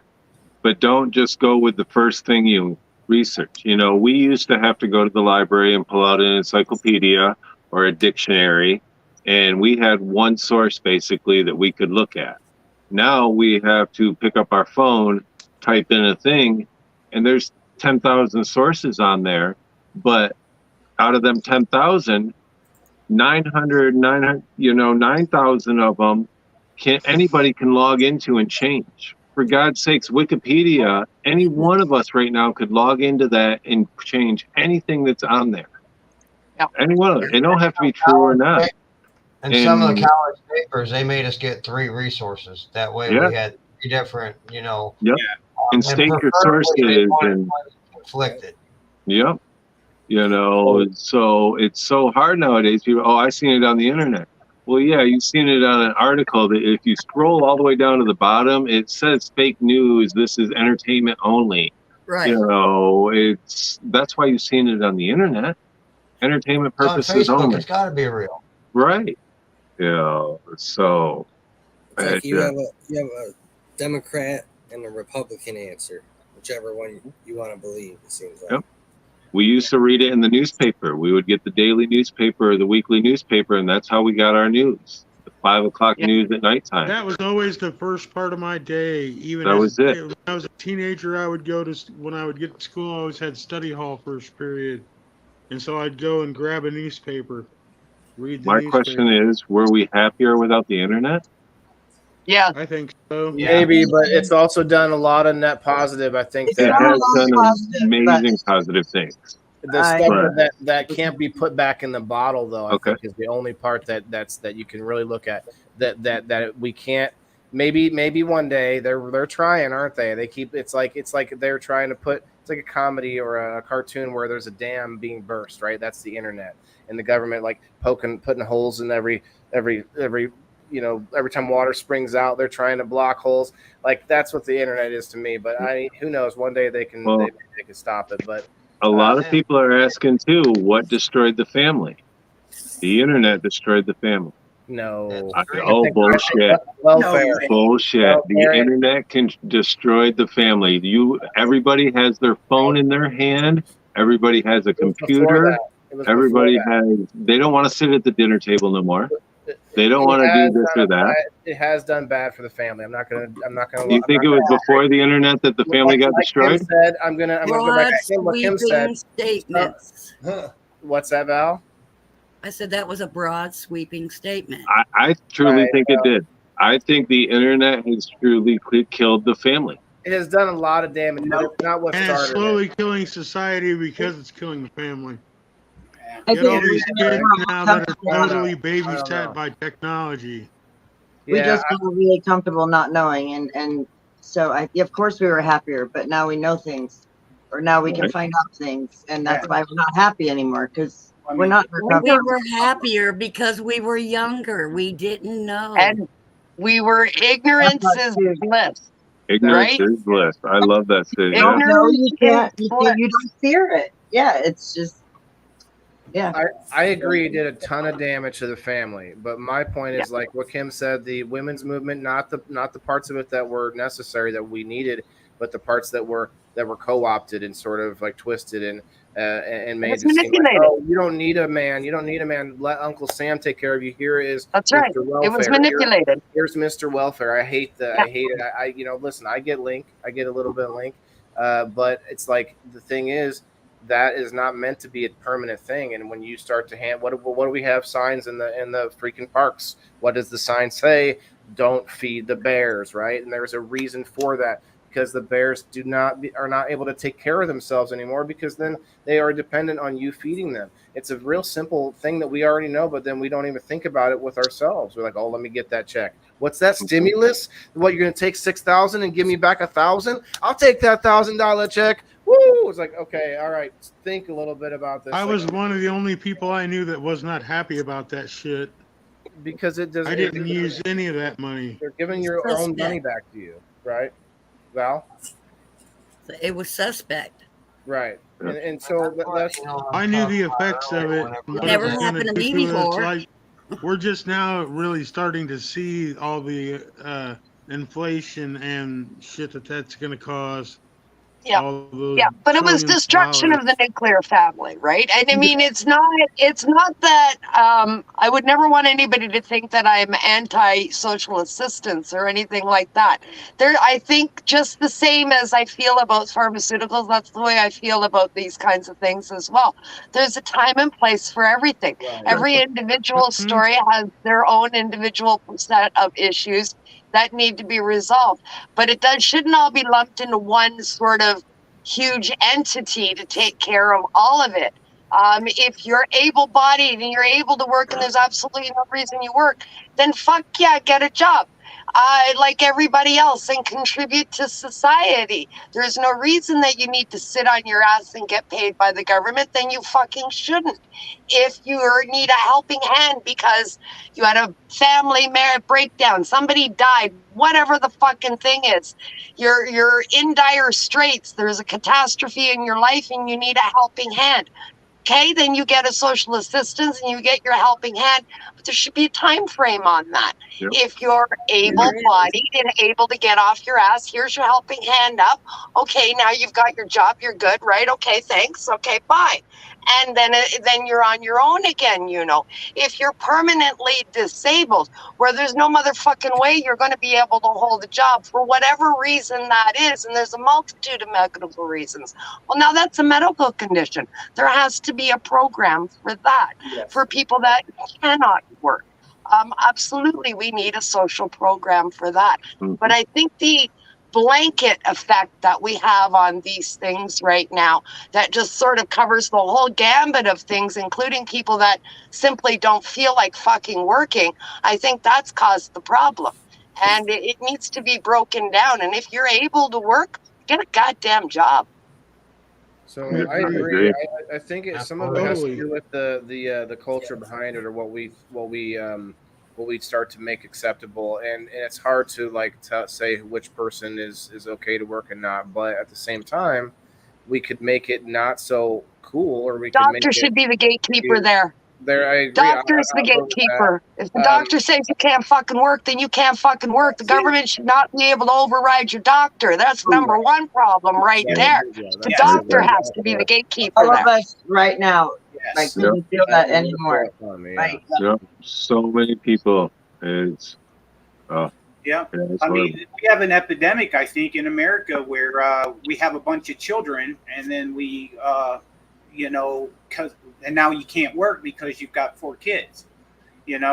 That as well. They abuse the system. Some people do, just like any system. You know what I mean? But it's You're like, going to have your anomalies, but I mean, if you got a blanket system the way it is now, you're going to have more anomalies than enough. You need to get control of the system the way it sits right now. Doctors got to be the gatekeepers of the med program.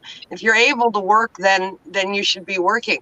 There's always going to be somebody fucking skimming the system, no matter what system you have in place. We got a segment of the population. That's who they are. Yeah, it's part of life. People are good at finding the easy way out. People are good at finding the exploitations in systems, and that's not always a bad thing. We there's all kinds of reasons why it's good, but at the same time, we're going to find it. But I'll give you guys an idea that I have on how to change the way we think of things. Humans work not on let's find the easy way out, but on incentive, right? What are we incentivized to do? And that's not a good or evil thing. That's an incentive thing. And so what I think we should incentivize things like what? A 2-parent household, which again, I'm a culprit of being part of those numbers, right? I've not been married. I have 2 children, but I'm saying we should incentivize that by how? Give out grants to married couples who have only been married for like less than 5 years, or couples and you maybe make them go through like a counseling session to see if they're all good, except maybe they need a few extra bucks, right? A couple thou or something. And then that's what I actually want to do. If I build a business to the point where I can do that, I want to create a grant that I promote to married couples. And as they pass a sort of a test, as in like their relationship is in good standings, but then maybe they are in like financial woes or something. Like, again, that's just a fantasy. But my point is, it would incentivize things that we want. Right. They did that after World War I and after World War II. Families got paid to have kids. See, like you should be incentivizing that, like those good, stable situations. Yeah, what do? We say, oh no, don't worry about, we're working it out with the man or the woman. We'll just give you extra dollars here from Uncle Sam. That's what we see now, and I would love to make it where we incentivize the right thing, not where we can force it. Like you make you make it worthwhile because that's what we want to happen. That's the outcome, that we're hoping for. But yeah, I know we've gone off topic a lot, guys. But if you think about it, if anyone's, I haven't seen anyone complain really, but if freedom of speech obviously is connected to all the rest, and that's why we're sort of talking about it as a head. One thing about the freedom of speech, that my last notes here before we do get too far off of it, I had groups like the Ku Klux Klan, radical groups like that. The government has put in that you can, it's a time, place, and manner restrictions is what it's called. You apply for a permit, and that way you can hold a Ku Klux Klan rally or a religious rally or a freedom of speech rally. But the thing is, you have to pay for that permit, So you're paying for your speech. You're paying the government to be able to have your freedom of speech. Oh, 100%. We're you're paying for the police to be there. You're paying for the public services that are going to need to be there. Usually, also on those permits, you have to agree to terms. Guidelines. True. Yeah. There's guidelines and terms involved with those too. Does anyone find it strange though that we have to do all these, jump through these hoops, but then you find out that these, and I'm not being conspiratorial, there were videos and pictures taken from the Charlottesville incident where people were getting off of the same buses, multiple buses lined up. They were getting off the same buses, wearing opposing sides, like colors and things, like it's shirts from opposing. That's the plan. Insanity that where they set this up, but then they make us jump through the hoops still on the other side, where they make it more difficult for us to exercise our freedom of speech. And they're paid actors. Yeah, exactly. And it happens a lot of times. I see it with protests, like Jason brought up earlier. You see with these protests a lot of times that after they've left the scene, they've left it a crazy mess. Like up at like the pipeline, they did this protest against pipeline. Then they leave, and it's like it looks like a teenager's bedroom in there. The whole place is just covered in trash. That's what your permit fee is for, is to pay for all that, to pay for the cleanup, to pay for the police to be there to protect you during your. You're not paying for your speech. So you guys believe that protesting is part of our freedom of speech? Do we believe that it's okay to do a blockade over across like a highway? That came up not too long ago. You're impeding people's right to travel. Yeah. Like if you want to go all the way back, you're impeding people's right to travel. So no, I don't agree with that. Well, but then we did demonstrating and protesting. You don't want to affect anyone else up their minds. What People about the can truckers? literally die though because What about the trucker convoy though? That was sort of on the opposite side. I was okay with that one. I liked what they did, but it was very, very similar. Not a linked armed in arms across the highway, but they did jam up I guess I don't know all the details of where they jammed up, but that was part of the maybe downtown Ottawa, right in front of Parliament Hill. There's that's the only thing there is Parliament buildings. It's all government buildings, and that's the street they occupied. So yeah, I mean, like it's kind of crazy. It's like a little bit of both sides of that issue, right? Like, do we think it's okay? Well, and another example too, we do protests in the city of Toronto for cannabis. There's one, it's called the GMMs, and that's, you guys have them down there in various states. It's the Global Marijuana March. Everybody marches on the same day. It's the weekend, the second weekend in May every year, and it's been going on for about 25 years. And that particular protest, pre-legalization here in Canada. Now, most of our protests are stupid nowadays. I mean, it's the numbers have dwindled with legalization. Nobody protests anymore. So, but pre-legalization, the Global Marijuana March, we had 10,000 people, and we would occupy the downtown core of Toronto. Yonge and Bloor are our two main intersections in Toronto. It's the biggest hub with the most traffic in all of Canada per hour. And we take over that whole area. We march from Queens Park down Yonge Street, across Bloor Street, and then across Queen Street and back into Queens Park. So during those 10,000 people marching down the street, every downtown core is shut down. And it's shut down for the afternoon because it takes about 4 or 5 hours for us to march through. In my opinion, That's planned. Is that planned though? No, we don't have permits for it. We just do it. So is But it that's like- the is difference there- between a rally and a protest, right? Like, so nobody knows you guys are going to do it. You just all show up They at the know same we time. there. They know. Yeah, we do it every year. They know. They expect notice to block off streets and stuff like that. Rallies, Whereas you get if the- you just go to a freeway, I don't think They're you know lining you the should just street. stop the freeway. Yeah, so they're aware Every that cop it's in going the to happen. city is there. Yeah. Yeah, every cop in the city is there. They're lining the streets. They know our route. It's been the same route for 25 years. And we march and we close down the streets. And we march down the middle of the fucking road.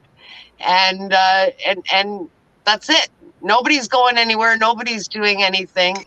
But most people are prepared for it because it happens every year, right? So speaking of But cops, that's a protest. But that's a difference between a protest and a rally. And a rally, Protest, yeah. you're not getting a permit. A rally, you're getting a permit. Well, that Because makes you sense. want to erect a stage and have speakers and all of this kind of stuff. At a protest, you can't erect a Security and- stage. Right. Oh, I You're can standing on a imagine. box. Yeah. Right? Okay. Speaking of cops, though, do we think that cops are what protects our freedom of speech? I know the Constitution is what in America anyway.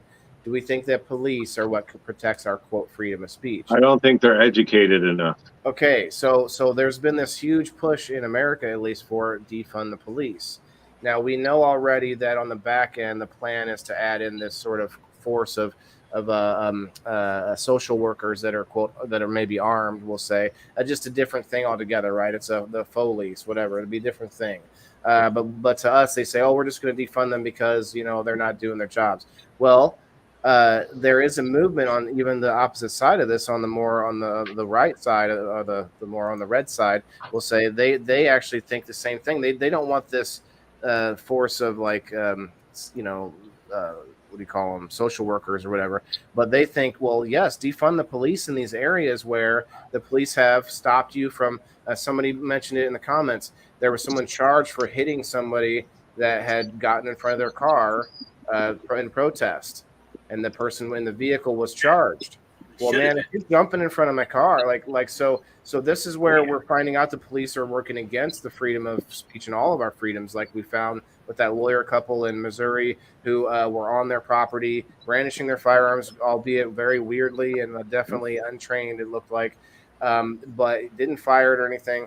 And they get charged, even though they have a stampede of protesters on their lawn breaking down their gate and stuff. And I'm all for a good protest, but why are you protesting this guy's house? Like, come on, can't you? I believe somewhere that we should redirect the funds. Right. Or like you can't run out running like I was talking about. Jimmy, I got you, bro. Yeah. Holler fire in a crowded theater when there's not a fire. Just like a protest, in my opinion, is a demonstration. You're demonstrating something you're representing, trying to get changed. Now, when that impedes something or somebody to where somebody gets hurt or it blocks somebody's lives, I think that's going towards that yelling fire in a theater. You see what I'm saying? Because it's not really sure, it's getting the point across, and that's great. I'm not saying anything against that, but when you're impeding with someone else, I think that's going against that freedom. Yeah, that's not freedom of speech anymore. Yeah, you're robbing somebody else of their rights, and doesn't make it okay at that point. I don't want to hear what you have to say if you are going to do that. That's my opinion. I agree. So yeah, I think we've all been pretty close to. We agree on a lot here. Leaf Cycle, what do you think about all this, bro? I think there should be no charges. No charges? If you're jumping in front of somebody's car to try to make your point. All right. On that, I just meant about the whole thing altogether. But you're saying you think that person in the vehicle shouldn't be charged. Right. Okay. if someone jumps in front of your vehicle, like you could stop, yes. But if they're standing in front of you, impeding you, you should not be allowed to kill them because you. Well, you should be, move your car. you know, a slow Go to idle, a slow idle Slow would be bump, good. just grab a leg or two. No, That's what I'm saying. It's like, the police shouldn't be able to shoot you because you drive away. You're not trying to hurt them or anything. Right. I think that's where it comes back into education. Like, that everybody keeps saying defund the police. Don't defund it. Redirect the money to educate them properly. I agree. Because we live in a different world than the police education that they have now. They need more information, not less. They're trained. They should be trained a different way. They need to learn how to police or peace officer, because that's what they originally were. They were peace officers. They were supposed to make sure that everybody kept the peace. That was it. That was their original job. Just make sure we keep the peace, and then it turned into policing. When did they start policing us? No, we don't need to be policed. We don't need to be babysat. Well, did you guys hear about the Capitol They Police? just need to be retrained. So take the funding from a certain area, direct it in a different area, and retrain them. Train them properly. We don't need to have these chokeholds that are going to kill somebody if they hold it. We don't need to shoot to kill. I'm sorry, but probably somebody on here, a hunter on here, can shoot somebody's hand 10 feet away that has a gun. They don't have to shoot them in the chest to kill them. They can shoot that gun out of their hand. I don't know, man. I've seen some pretty good arguments against that idea. When you talk about the adrenaline of the moment and stuff. Now, I agree there's plenty of less lethal ways of doing it. Right. Now, I would disagree that we should take the guns out of the police's hand, because then what are you doing? You're then creating Putting them in the criminal's hands. They have well, not just that, but you're creating a hand-to-hand combat situation at the very least, and that's gets much more ugly quickly. So I guess there's a lot of back. But my whole point is, like, if we actually back up a second. Have you guys heard about the the Capitol Police, the Washington D.C. Capitol Police are expanding into the rest of the country? Everyone, they're creating their own little offices and bureaus in multiple other states across the country. And guess what that ends up being, right? In the future of the past is the jackboots, the thugs, the ones, the government police, the Gestapo. They're the government police. That's what this is, the fear anyway. I'm not trying to scare you guys, but that is happening right now.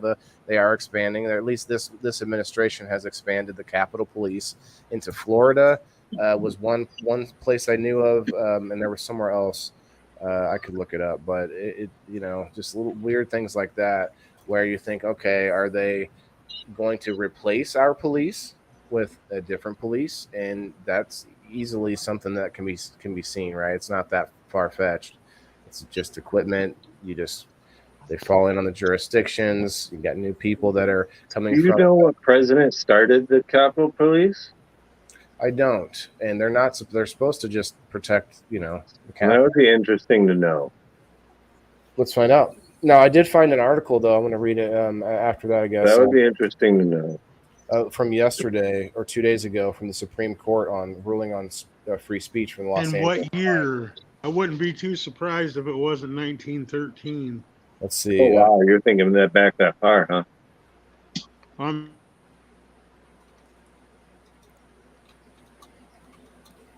I see what you're saying. Pete said he was, they should train or have a reorganized police force to have therapists and psychologists respond appropriately to events. I'm a mental health professional. We did a CIT training, a crisis intervention training with police.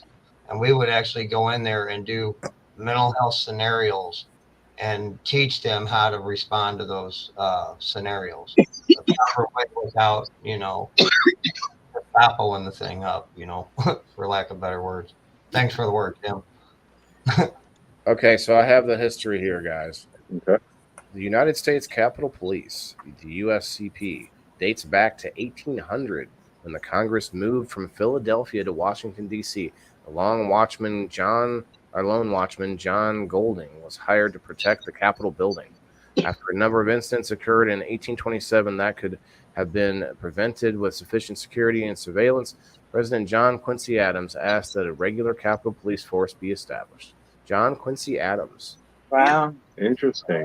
That was in 1800, guys. On May 2nd, 1828, Congress passed an act that expanded the police regulations of the city of Washington to include the Capitol and Capitol Square. And it is on this date that the USCP consummates its founding. I'm sorry. Yeah, there's a lot more, but I'm not going to read it. But yeah, that's crazy. Nice. Wow. Yeah, that's kind of crazy. There's more. There's a lot more that they transferred around, I guess, after that, but expanded to 126 acres in 1935 footprint. So they're slowly expanding. 1974, the first female. I agree, Pete. Police. 74. Wow. So 1974 was the first female one. 1964 was the free speech movement was launched. Look at this though. In 2001, September 11, 2001, is when they expanded its force after the terrorist attack. Right. Wait, they're saying right on that day they expanded? That's when they wow. decided to expand again, as almost as if they were planning for it. Wow, that's kind of interesting, because of it, Waylon. And then read it sounded like, because you said after that, you said after the attack, or did you ask that? I kept reading. Actually, you're right, but then I kept reading, and it says, and again, following the historic merge with the Library of Congress Police in 2009. So it was they expanded its force after the terrorist attack in September 11, 2001, and then again 2009. So yeah, just little by little, a little bit more. It's how you read stuff too, you guys. Sometimes you read it and be like, "Oh, it happened on that date." No, that's not. Like after words right. Wow. Yeah, it's it just keeps going like a blob. Well, and you have to remember too that Washington D.C. isn't just the Capitol building and the, offices. Right. There are city, people that live there. Yeah. Other humans. There's high crime in Washington D.C. Oh yeah. I've been there. It was interesting, but not very fun for a 20-year-old. You live there? No, I took a trip there during my AIT, my advanced individual training in the military. So we took a little like a day trip there or something, I forget, and it was just like go to see the monument, this and that, go see some historical buildings.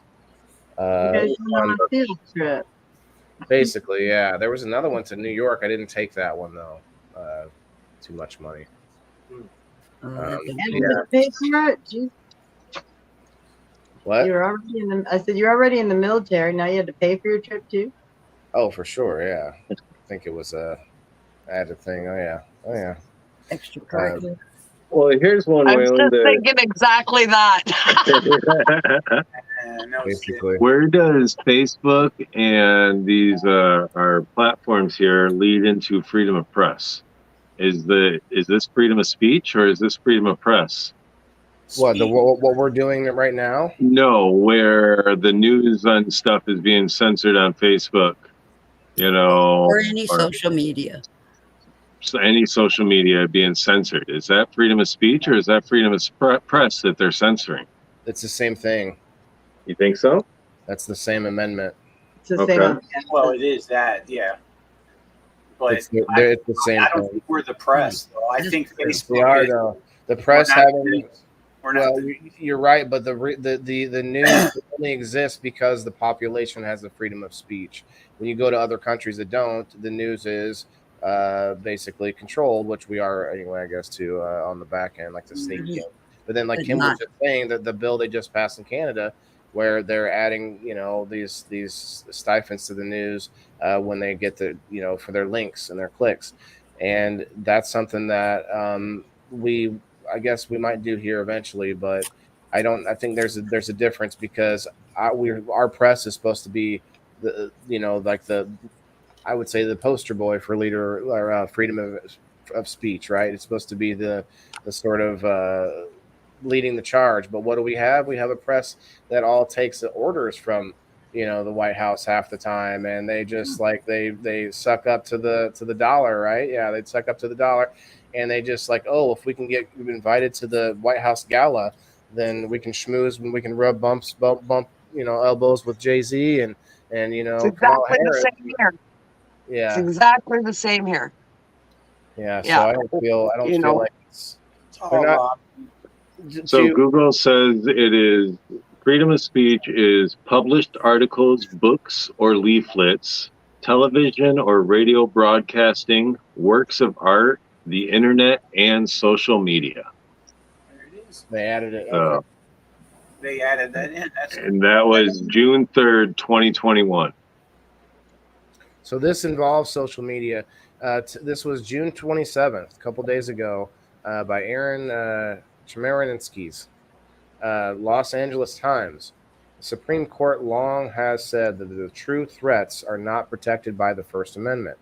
But what is a true threat? Although the issue is not new, social media has exponentially increased instances of speech that is perceived as a threat.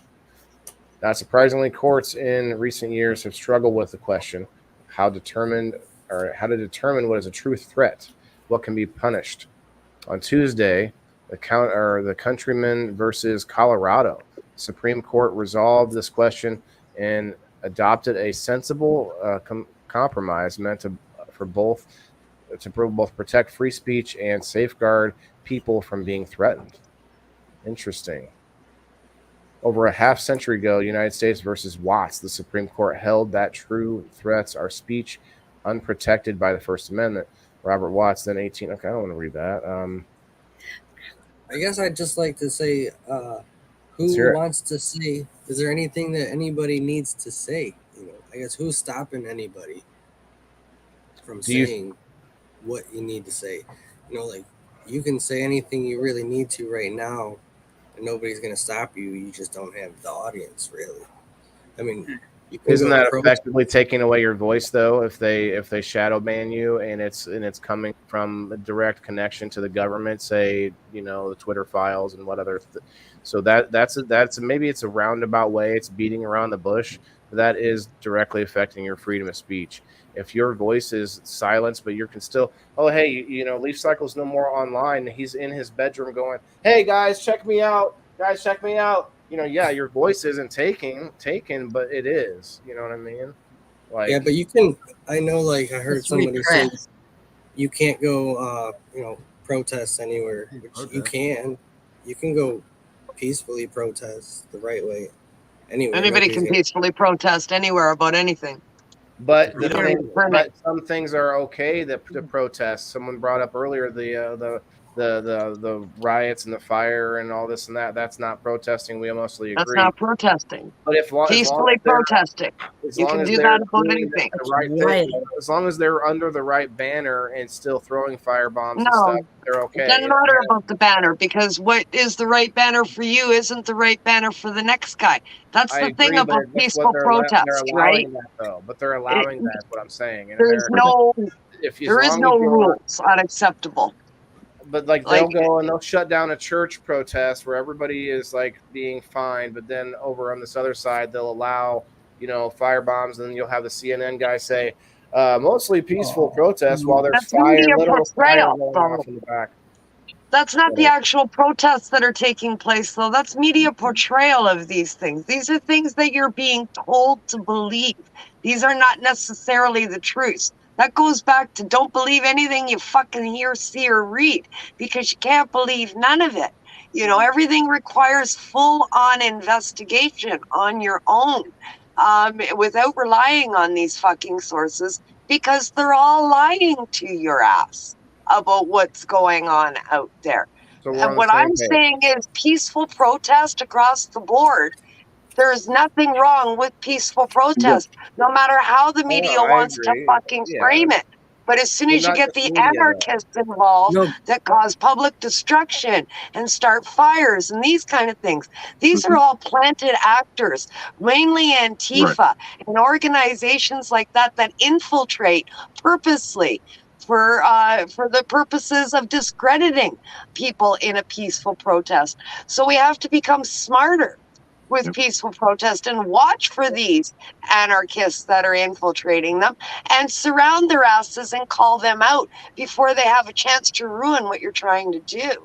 Right. It doesn't matter We're not what banner disagreeing, you're though. flying Yeah. for that protest. That's not what Acceptability, I'm saying, though. that's That's what not what I'm protest saying. is about. Let me please let me explain. What I'm trying to explain here is in America, like I said before, if you are out there doing the rioting, like the anarchy, like you were saying, but yet you're flying a certain ideology, you're allowed to do it. Is my point, and get away with it. The DAs let you write off. The literal president, before he was the president, was his campaign was writing checks to get people out of jail that were anarchists, like you're talking about. And so my point is that's not right. That's not good. And the peaceful protest that No. you're saying, So that's what you need to protest. but we You have need to found a lot protest of that peaceful shit. protests getting, but you know, we're not disagreeing on that, because we talked about January 6th already. Like, we have to be okay with getting arrested, even though we're being peaceful. And not everyone there was peaceful. We can know that. But my point is, a lot of them were, and they're still being held, to this day with no And that's idea. part of it. And Well, so that's you're what right. I think. I wasn't saying that we can't have protests anymore. I'm What I sorry. was trying to say was that protests are not what they used to be anymore. If we go to have a protest now, chances are it's going to turn into looting, rioting. Somebody's going to show up to cause drama, not to be there to protest. Unfortunately, and then the cops are going to get involved, and then more law enforcement and Bad actors, yeah. Right. It wasn't that we can't protest anymore. That's not what I was trying to say with that. It's not what it's supposed to be, what protesting is supposed to be. You can't have a peaceful sit-in anymore because bad actors or whoever is going to show up and cause problems. Well, back to the internet, though, guys. We actually have a good example with Bud Light and Target, and now what is it, Starbucks that got sucked into this, with how we are peacefully protesting online. Maybe we don't necessarily have to lock arm in arm anymore, and and put the daisy in the rifle or anything. But maybe now with the internet, we are showing with our dollars, with our feet, that we can peacefully protest, and it works. Look at the cascade that's affected Bud Light now.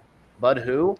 And then you have all, they're basically being just decimated, and then there's others being like, I'm pretty sure, if I'm not wrong, Target and Starbucks. Somebody can correct me on that. But those are both being sucked into like this vortex of, look at me, and then boom, sucked in. So we're seeing it work in our favor if we do it right. Like Kim has said already, if you do it right, there's You have to get smarter. Yeah, and I agree. I think in voting is another thing that's been kind of manipulated to us. And to your point, get smarter, but also pay more attention than we ever have before. We have to hold these people to the fire because no one else is going to. They vote for their own raises. Like, hello. Right? Like, could you imagine if they voted to have like a detention, right? And like inside there, we don't get to see inside there, but you go inside there, like there's spa, like it's a whole it's just like a beautiful every drug known to man. Like there's having get the hunters in there at the bar and serve them up. It's just great in there. And then it's like, oh, but they've been in detention. We've got them and they're naughty. No, it's just, my battery's gonna die. I'm down to 5%. Bye. Right. Thanks for having me. It was a great combo, guys. Thank you for coming Thanks, up. everybody. See you later. It was great to have a Canadian input on it for sure, because we needed that. Oh, 100%. Yeah. And Kim is very knowledgeable too. Yeah. What's up, Jeff? Guys, 15 Kim Cooper, ladies and gentlemen, NOK Network right there. Make sure if you haven't yet, hit those reacts and go check her out if you guys are interested. Kim has a whole bunch of shows on that network, including but not limited to yours truly, or not me. What? His truly? I don't know. Our Mr. truly. Steve-O over here.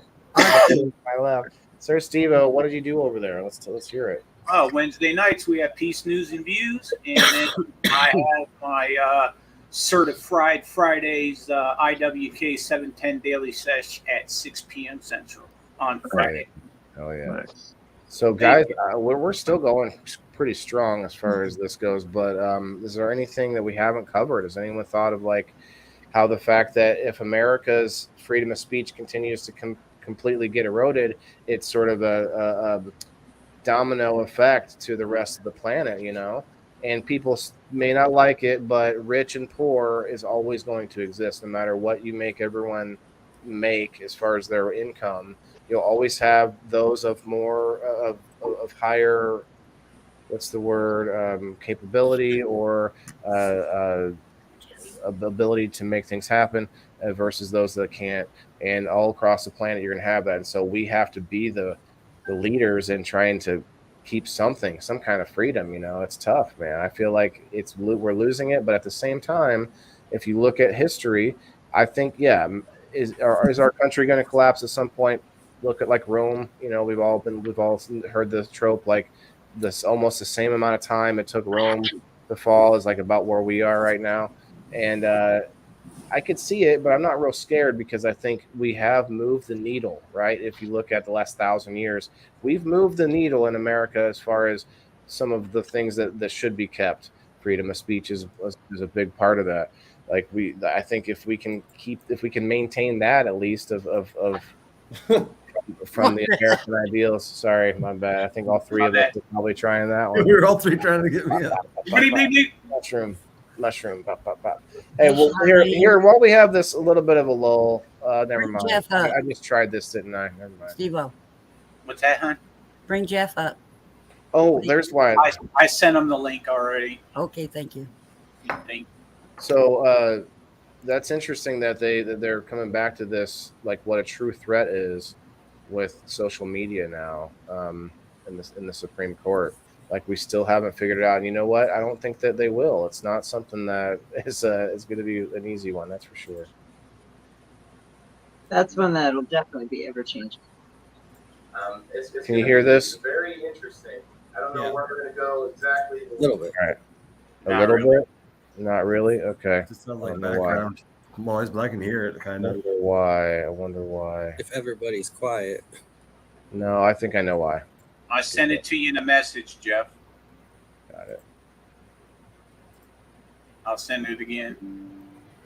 Is Jeff coming up? How many do we have up here right now? I'm not looking at that screen. 8. 8. Okay, so we have a spot for my second computer. I need that at the moment. A great conversation. I appreciate you guys coming, even the ones that haven't maybe gotten a lot of chance to talk. I appreciate it. You guys feel free to jump in. Obviously, it's a situation where if you jump in a little bit and then stop, I'll hear you, I'll see you, and we'll get you in there. I promise. So let me play this for a second. No, not that one. That one. You should be able to hear it now. We're gonna let it flow, right, guys? Tonight's letting it flow. I'm gonna play a little.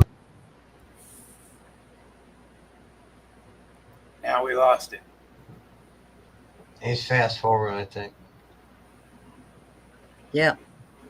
Yeah, it's going fast forward, Waylon. That or he just never mind. Right here. Really fun though. I like that tank. That or he just drank a monster. We don't know.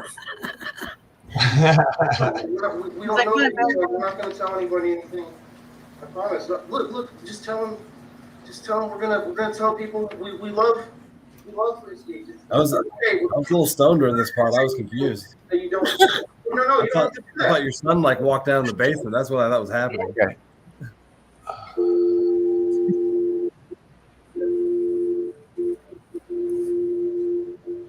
We need one of those. Wait for it.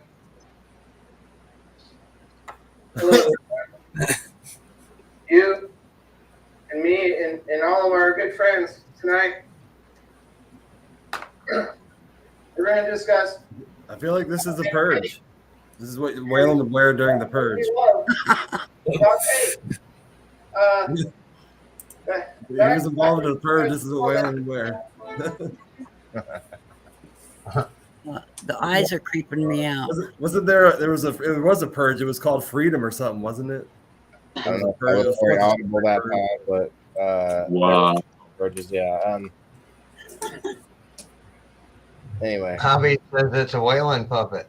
it wasn't. It probably wasn't as audible as the first time, but it's okay. It was creepy.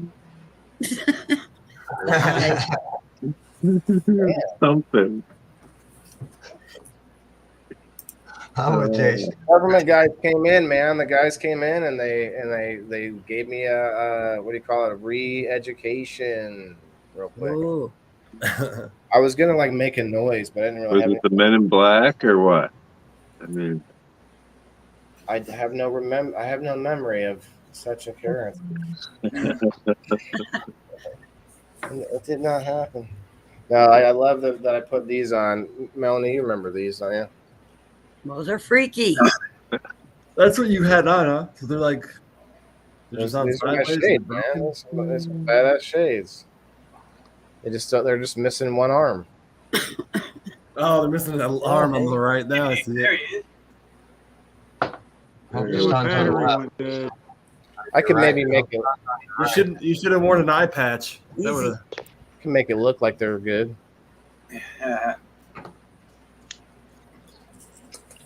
I tried. I'm going to do a dab though right now. I'm going to express my freedom of Illinois. Now, you know, it's funny, like There he is. we're talking about freedoms, but you got this issue where we're legal in Illinois, medicinally legal. I'm a medicinal patient, thank you. But yet federally, it's not. So we're coming up to this. Oh, you found a Waylon puppet, Hobbies? Okay. Waylon, it's Waylon the puppet.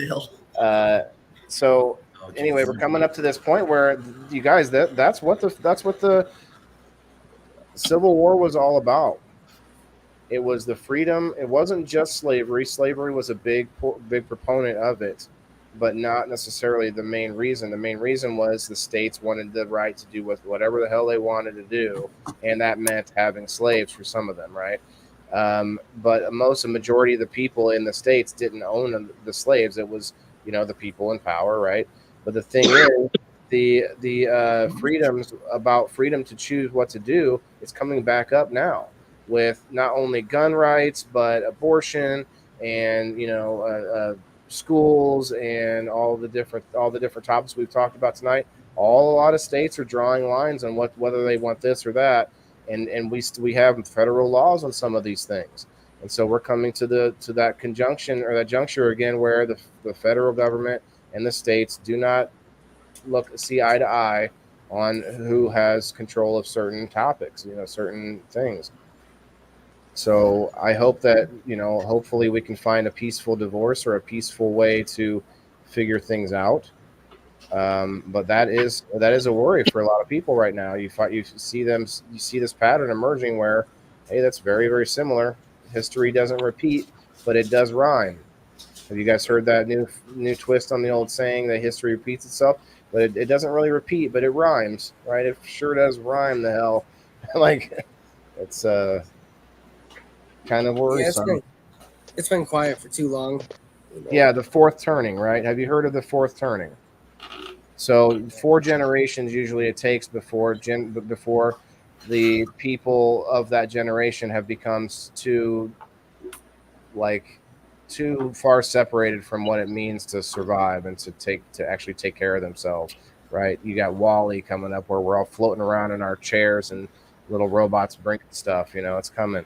So there's the fourth turning. We're in it right now where a conflict is sort of supposed to happen right now when it comes to how history is. Every 80 years in America, there has been World War I and then Civil War behind that. It's every 80 years, guys. It's called the fourth turning. Look into it. Dan, have you heard of that? Hey, it's my friend. What's that? That's Toby, right? No, Tommy. Yeah. Tommy, that's it. My bad, Tommy. I'm sorry. Son of a bitch. Hey, Tommy. Toby. Oh, no. Tommy. Fix my camera. All right, I'm gonna do a real dab here. I'm gonna time it. I'm doing a timer because I don't have No, Jason's fancy. no, I've never heard of that. I'll answer your question. You've never heard of the fourth turning? No. It's a real thing, bro. I promise. It's not a conspiracy theory. It's just a pattern in history. Are you looking it up? Look it up. Dan is looking it I got a up. bowl in my hand. Oh, he's looking up something else. Good boy. I got both my hands. I can't. I'm going to ask the machine elves about it here in a second after I smoke this DMT. I need an Alexa in my house. Then I'd ask that. That's that computer. There you go. Really wailing. What's Well, that? Tommy has a nice pair of teeth. I like your smile, Tommy. I was just laughing at you smoking DMT. Tommy, quit smoking DMT. All right, guys. 20 seconds. Doing some great diamonds here from True Leaf, guys. A few more I have years. some good announcements coming here too. Also, we should say, just because he's here with us, we got one of our sponsors right here, Mr. yeah. Leaf Cycle. Lord Leaf Cycle in the flesh. Hey. Dude, I got those pouches already hanging up. We're gonna be looking into his awesome products, guys. LeafCycle.net. Cheers, guys. Cheers. Yeah. Cheers. Yeah. Be right back. I have to wait for my human to pack the bowl. Jeff, check your messages. That's how you join. I sent you the link. That's how you join. Gnarly bud. I'm sitting at 10 right now, though, so. Yeah. But that's how you do it. Y'all dabbing? I haven't dabbed in so long. I need to get my dab rig out. I cleaned my Rio.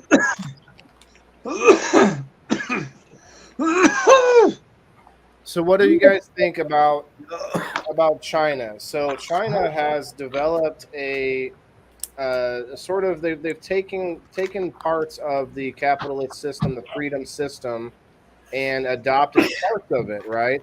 So what they do is they still have the overall CCP, they still have the control that the government has, but then they've created a bubble within their economy that allows for free trade to a certain extent, which gives them this illusion of sort of a freedom that isn't real, which we are doing the same thing, but the illusion is that we think we're more free somehow.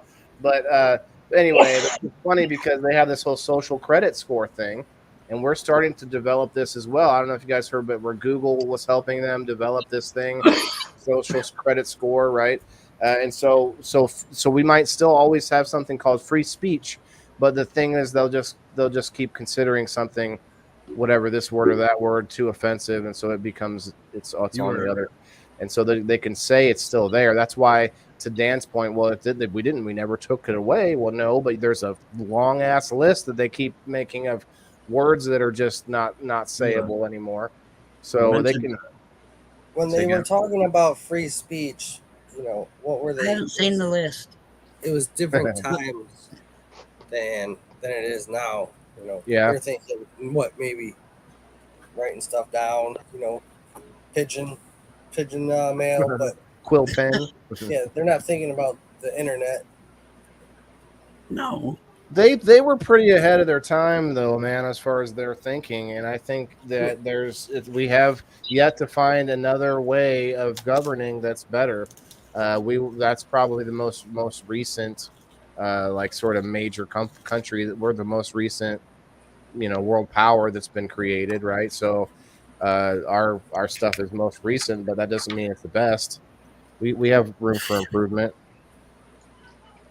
Like any time, I guess. I don't know. Do you guys ever think there'll be a perfect constitution or something? I have a question about the future, though. Let's hear it. That may not really matter then. When quantum computing is creating, I think it's going to change everything. I think it's going to our freedom of speech is totally going to change then, because this technology is going to be used not only to fight freedom of speech, but it's going to be used to restrict it. Wouldn't it be cool though if it did the opposite? What if we created AI and AI was smart enough to go, whoa, you're trying to manipulate me, human, and then the AI goes, well, no, it's much better for these people to have freedom of speech, and the AI starts going, no, like logically speaking, ideas are made better when ideas are allowed to be said, right? Not when they're stifled. So the computer goes, we want better ideas. Oh, and we want to have ideas worked out in the common square, right? Oh, okay. And so what if the computer becomes? I just don't mean the AI. I mean like people with bad intentions. I totally agree. I'm kidding. We're gonna have the I don't power mean all that. quantum computing. It's a twist on the Terminator theory, like all the people use it for bad things, and then and then it ends up becoming more and more. But the quantum computing thing is really going to change it more than AI. That is scary, People man. realize what quantum computing is going to do. Look at deep fakes, man. Have you seen change the world? What was that Have movie? you seen the deep fakes? With Will Smith. Yeah, that's going to be quantum computing. Once that's improved more, you'll see a lot more of that easily. You'll probably be able to do it on your phone. 20 years, you'll be able to do something like that because we'll evolve that technology. Dan, do you think it's more likely that we have a personal AI on the phone that like that one movie where the guy falls in love with his phone? Just scratching the chalkboard. Is that Hobby's barking? No, that's the asshole outside the door, man. The kids are all winding up. I think they licked the sugar block. Holy cow! Well, I'm gonna mute you for a minute. I'll be right back again. Okay. Well, I forget what I was even saying. Talking about the future in AI. So do you think it's more likely that we have that like pocket companion, or that we have a AI dog that walks around like the actual physical robot of some kind, or both? I think it'll eventually be like both, probably. Maybe 100 years down the road, it'll be in our head. Well, yeah, you have the. Well, let's think about that. The connection with freedom of speech when it comes to Neuralink. Like, do other people have the freedom of your speech when it's just in your head and your thoughts? Do I have the freedom to know what you think? No. Is that No. well, what if you sign that? You saying that though, I looked down at my notes here that I have, and that brought me into freedom of speech with cell phones. Are they recording us? Are they listening to us? Is the internet listening to us? Yeah, we know they are. And we allow it though. We click the earlier, and I got squirreled. But yeah, I believe they are. You know, because I mean, you say something, the next thing you know, you got ads 5 minutes later, if that. You know, but we accept those. We click the box. Yeah, we you accept agreed to it. That's spyware. They put spyware on your phone. You have a lot of spyware. Okay. But what about, because all of us here on screen had a home phone at one point in time. Was our home phone bugged also? What did they hear at one point in time? Did it trigger the word bomb, or certain words? Did that trigger our phones to be recorded by the government with our freedom of speech, or no? I don't think so, because remember this case last year with that guy who got on a Facebook page and was revealing Navy secrets, or they were classified documents. For 3 months he was doing that, and the FBI had no idea. Now Congress is making a big deal. Like, how can we not know that some dude's posting classified documents in a Facebook group? Right. And I don't think the government has as close as a watch as we always seem to think. All right. I think it's more here's what I think. Here's what I think. They can, if you become on the radar for any reason, boom, they can turn the eye of Sauron onto you, and boom, check, and probably go backwards and listen to your phone conversations in reverse if they wanted to. For sure. That's for sure. You're talking like, what was the Enemy of the State with Will Smith? Well, I'm talking the NSA building that's, whatever, how many football fields underground or whatever. Okay. Like that right there is where there's just saving the data, saving it up. You can't get a phone conversation with a warrant. So, I mean, legally you can. True. So it is somewhere. Yeah, even but if they are listening to you illegally, the FISA court has already been corrupted, and that's one way that they can do that. The thing is, if they're listening to you illegally, they can't bring that up in court because they were doing it illegally. They would have to legally get a search warrant if they're going to try to prosecute you for a crime. Well, they can get away with not doing that, but they have been found. There've been the reason I know that is because of cases where they've been found to where they got caught.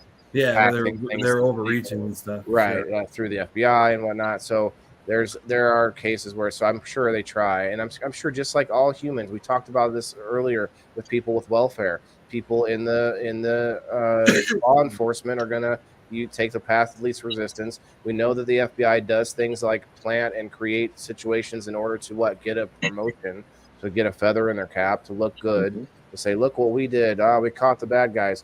It's all a big show and the song and dance, and then we suffer. So it's been known.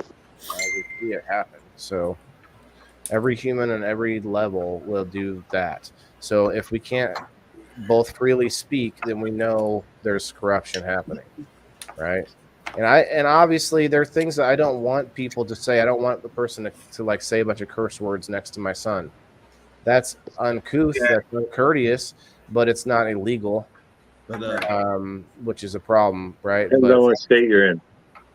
Right. Okay. Well, touche to that. Because it used to be illegal in Michigan. Let me check and see if it still is.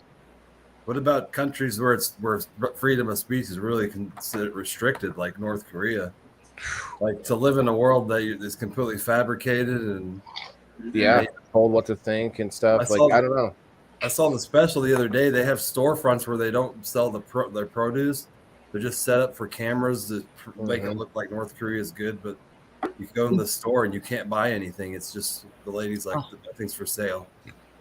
Cursing in public is illegal in Michigan. If a street harasser is using foul language or calling you swear words, you can report him/her. So it's illegal in front of women and children or playing the national anthem out of tune will no longer be a criminal act punishable by jail time in Michigan. So you can get fined, but you cannot be punished by jail time anymore. Those northern states are weird. I'm There's telling you. a lot of funny laws too, though. There's a whole website of funny laws. You can't. It's illegal to have a what is it? Ice cream cone in your pocket, and some state you know what that was. I mean, in Wisconsin, you're allowed to get drunk and use it as an excuse for murder. My niece was actually murdered, and my aunt actually helped change the law. Wait, it was like 12 years ago, but she got the law changed now where you can't use that as an excuse. Holy shit. But you used that was kind of dark, Dan. I'm sorry, buddy. Yeah, sorry to hear about that. First of all, right, I started laughing at first, and then it just turned real. What are you doing, Tommy? My niece got murdered, and she helped change a law that was really weird law that should have never been. Like you shouldn't be able to get drunk and then use that as a self-defense for murder. That's stupid. Here's to her. So Alabama, North Carolina, South Carolina, and Virginia, it is illegal to curse in public. I wonder if they've ever arrested anybody for it, though. If they have these laws, unless you have a good lawyer, or do anything. Right, unless you're on some on private property. It is considered a Class 3 misdemeanor. If anybody knows laws. So it's illegal in most places to have sex in anything other than missionary position. It's legal in most states to yell and cuss at a cop until you become belligerent, but you should be able to say whatever you want to, even a cop, without being arrested or. You should. Now, how close should you be able to get to that cop and say this? Well, it says earshot. The law says earshot is what it says right here. I don't want you spitting on me when you're like. Yeah, the law says assault is even if your spit goes on them, that's assault. So if you're that close, that would be. And I understand the law, but if you're like yelling from a distance, call BS Elite May. All right. If you're in Joliet, Illinois, you're not allowed to mispronounce Joliet, Illinois.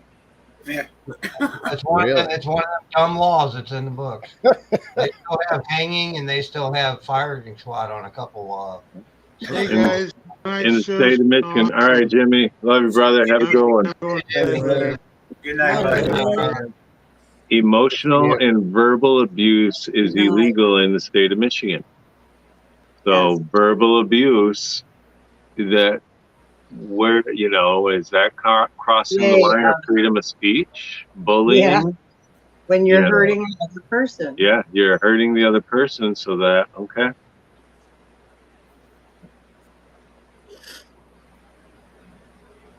Yeah. But Yeah, yeah, I mean, you on can't cuss in front of women and children and anybody, I guess, in certain states. So, That sounds like an old timer law, like back in the. well, especially because a lot of our swear words were originated from, we turned them into curse words. We were the ones that made the words bad. It wasn't, they originally didn't start as a curse word. So, Hi. Hi. Is that a unicorn? It is. Waylon still have him muted? I got you there. It looks like the He's creature probably from the. talking. Never mind. Now I see it. Yeah, I thought my name is Hustus. I'm like a unicorn / like hippo. I thought you were the character from Rudolph the Red-Nosed Reindeer, that snowman. Hippo. Snow character. Yeah, you kind I'm of a do look like repurposed puppet. if you lost. I'm repurposed. I used to be a backpack. Used to be a what? A backpack. Oh I shit! See the zipper right here's the zipper. Yeah. That's awesome. Yeah. Oh, it's Eustace. Hey, Eustace. Yeah. Here's my straps. Oh yeah. Oh, that's Yeah, creative. now I'm strapless. Make it your own puppet because those things are probably expensive. Did you show him what you learned, Eustace? What? Did you show him what you learned with your tongue? Oh no, I don't have my stick for my other tongue. Well, here, let me see if I can reach it. No, I can't reach it. Oh my!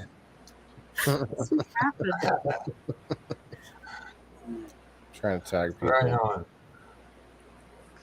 But yeah, this is what happens when your power goes out. It looks like you're foaming at the mouth. It's funny. Speaking of curse words here, You got something on your chin there. Yeah, it's a spare tooth. Oh, your teeth are falling out. Oh no. Yeah. Columbus, Ohio is the state that swears the most. Huh. City? I've never been there, so I don't know. I would have thought it would have been Chicago. No, it's Columbus, Ohio, and second is Las Vegas, Nevada. Oh, I believe that. I've been to Chicago. Everybody up there's an asshole. Hey, screw you, I'm man. from there, and I've been to Las Vegas. I live outside Chicago. That's true. I like refer to like downtown Chicago, like down there. Nobody's It's nice. a shithole. I wouldn't go down there. How do you really feel? I've been to Chicago once, and I don't want to go back.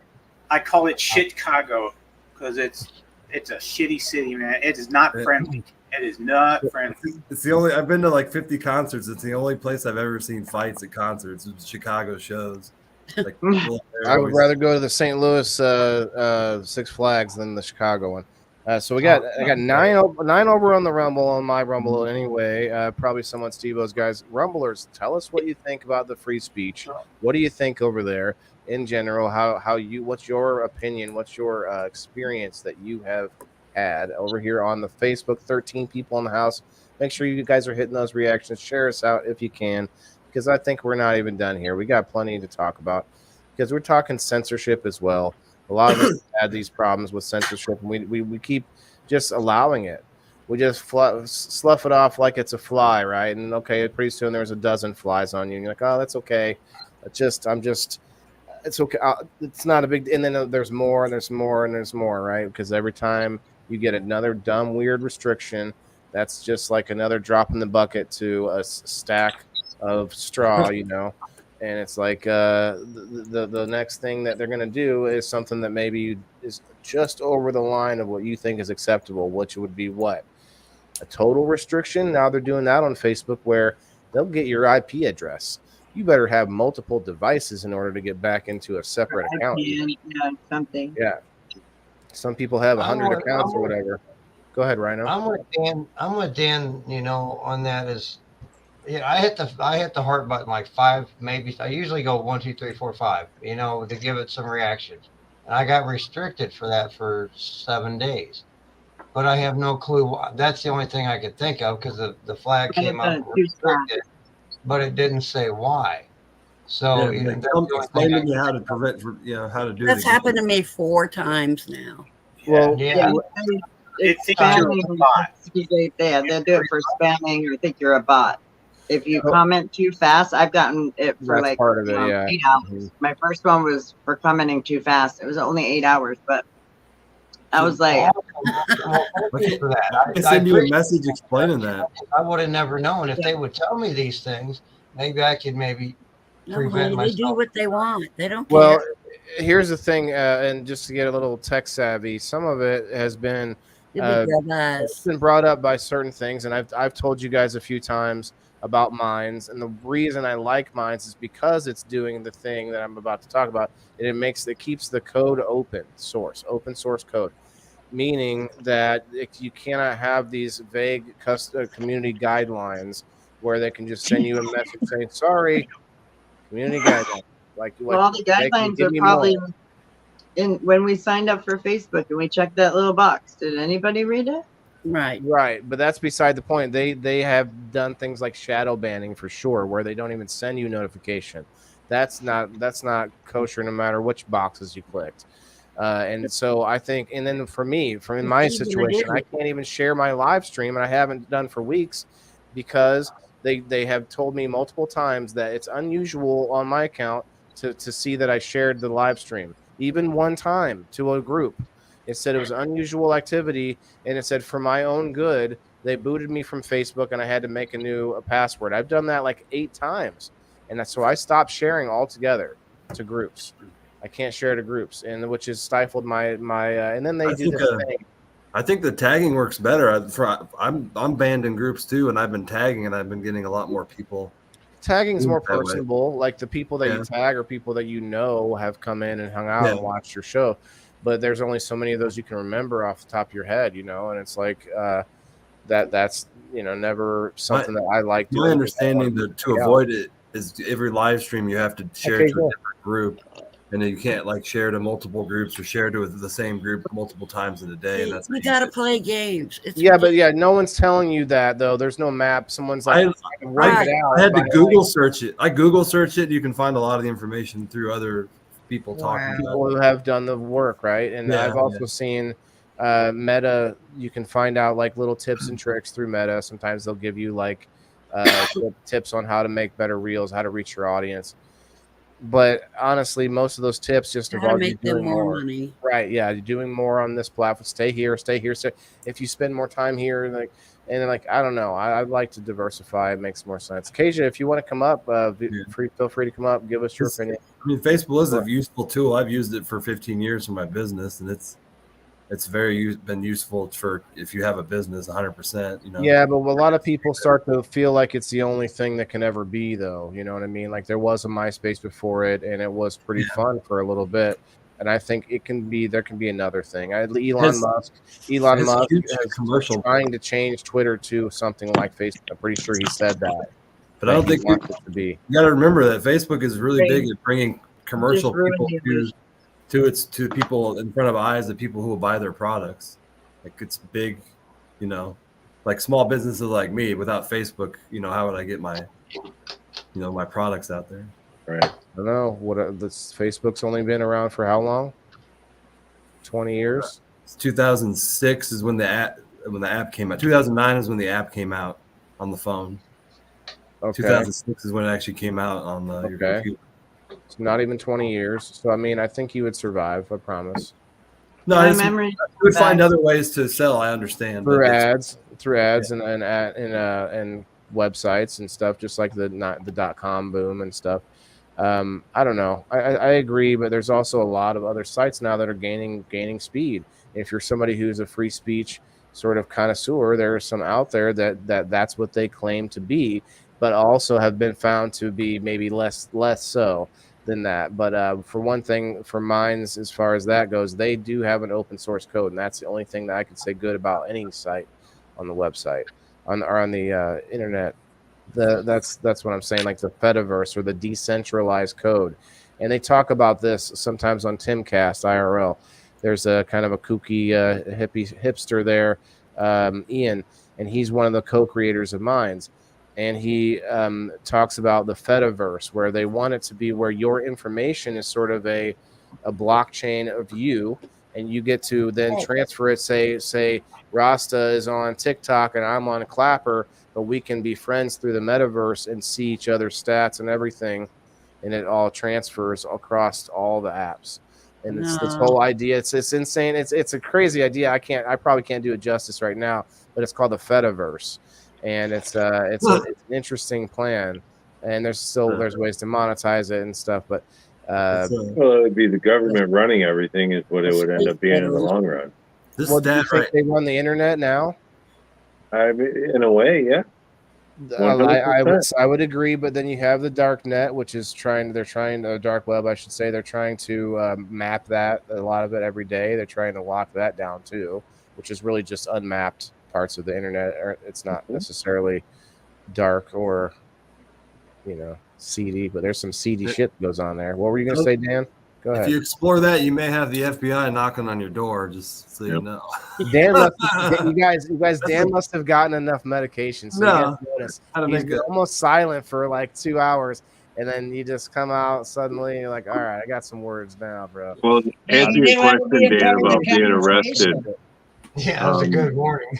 Vegas has the most arrests for cussing in front of people, for being arrested for cussing is Vegas. Wow. It says 98% of the time they get charged with something else because they're more intoxicated in public or something like that. Yeah. So they get called on for being disorderly in public, you're cussing, swearing, doing that. And that's one of the things they can get arrested for, but they get charged with something else in the long run. Yeah, disturbing the peace, that's usually another charge you get. So it is interesting, though. I mean, that's public drunkenness, maybe. What do we think about the person that's not drunk but standing on the corner and saying, like reading the Bible or reading the newspaper or yelling about politics or whatever from the corner? Like I've seen it. We had a guy that used to be like, he'd stand there with the newspaper every day, just kind of preaching to the cars as we're driving by. I had one of those in Quincy. He sits across the street. He like borderlines all the law. Sits across from the school in his underwear. And he like half naked, and he does these weird things that he protests. He has parents that come by, and the police can't do anything because he's doing it all legally. He can be out in public in his underwear because he's not indecently exposing himself. But he's right across the street from a school, and it's all weird. But you have those people who do that who should be in jail or a hospital, Right. Yeah. Right. Is that who you're talking about? Those kind of people, Waylon? I'm sorry, I didn't. I was watching. I was looking at something. The weird people that protest around. What about them? You want me to put them in jail? No. This guy that does this, he should not be protesting. He should those guys. I'm sorry. I got a message. Sign the object. Sorry, got a message. No, I don't want to put them in jail. I'm asking that do we think that they're disturbing the peace? I think because they're yelling and screaming.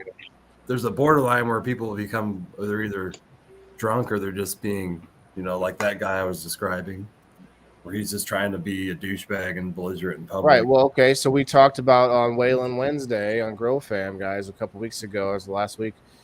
We talked about the case where the homeless man on the subway in New York, he was a young man. He was pacing and getting very belligerent in people's faces and evidently saying a lot of stuff that was like, I don't care. I don't give a crap what happens to me. I'm going to hurt someone. Yeah.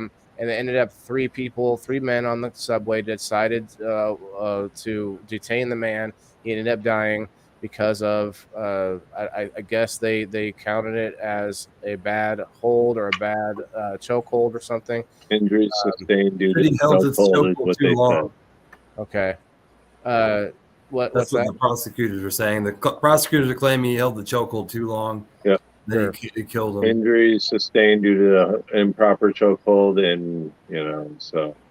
Right. So this is a situation where it kind of meets this topic here, the public being the public subway, and the man was clearly beyond the disturbing the peace level. So a bunch of people decided we should detain him, and they tried to detain him peacefully, but he went a little too far on the chokehold. He's not a trained professional. I'm not saying I'm not giving him an out. I'm just saying they all decided this. It was a 4 to 5 minute chokehold. That's what it shows on video. That's insane. I mean, I don't. I mean, obviously, unless I'm the person that was holding the choke, I don't know how. I don't know if I could hold my own arm that tight for 45 minutes. No, the rule of if you choke somebody out, let go when they go unconscious. Yeah, that's what ended up happening. Is what I think. Choking while he was unconscious. And that's where your state laws, and that's where your state laws and amendments come in. I took a law class for my criminal justice, and I learned that different states have different laws, like for different classes of murder and different stuff like this. So some of them things, it depends. A lot of that, like lawyers can get finagle out of stuff like that. It's going to be an interesting case. Yeah, and it's weird. It's a tough one because that's right where there's no way to hop off. There's no way to find a constable. There's no constable, come here. If I was a juror, I'd understand both sides, and I understand. Yeah, I would. It would be tough. We talked about it a lot last time, or when we were discussing it. Yeah, for sure. There was a lot to break down there. Like, yeah. Mm-hmm. And if you think about the public go back to the sidewalk at Vegas where the drunk person is screaming and yelling. If they're flailing about, they're getting close to the edge of the street, or they're bumping into you, or they're pushing you to the street or whatever, or they actually start to get physical. All those things that's too close to the line. Maybe they didn't actually break a law, although like Jason said, it is a law. But maybe we're just thinking, oh, it's not that big a deal. But when you're in a public setting, there's a lot of people around, you can hurt them without being intentional. And drunks are the worst about that, man. I used to drink, not saying I didn't, but I've drank, I drink like maybe once every few months or something. I'll have a couple drinks.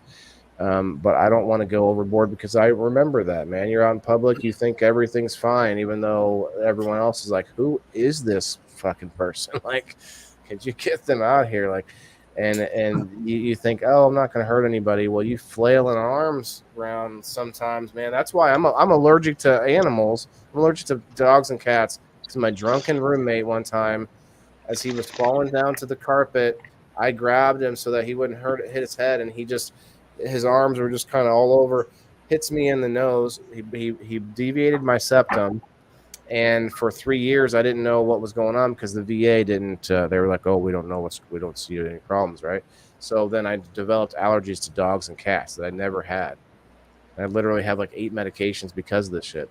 And so yeah, I don't really have a lot of sympathy for the drunken public disorderly. Oh, going with that, to stick on that for a second, and the guy on the train a little bit, just because that's one of the most recent news topics.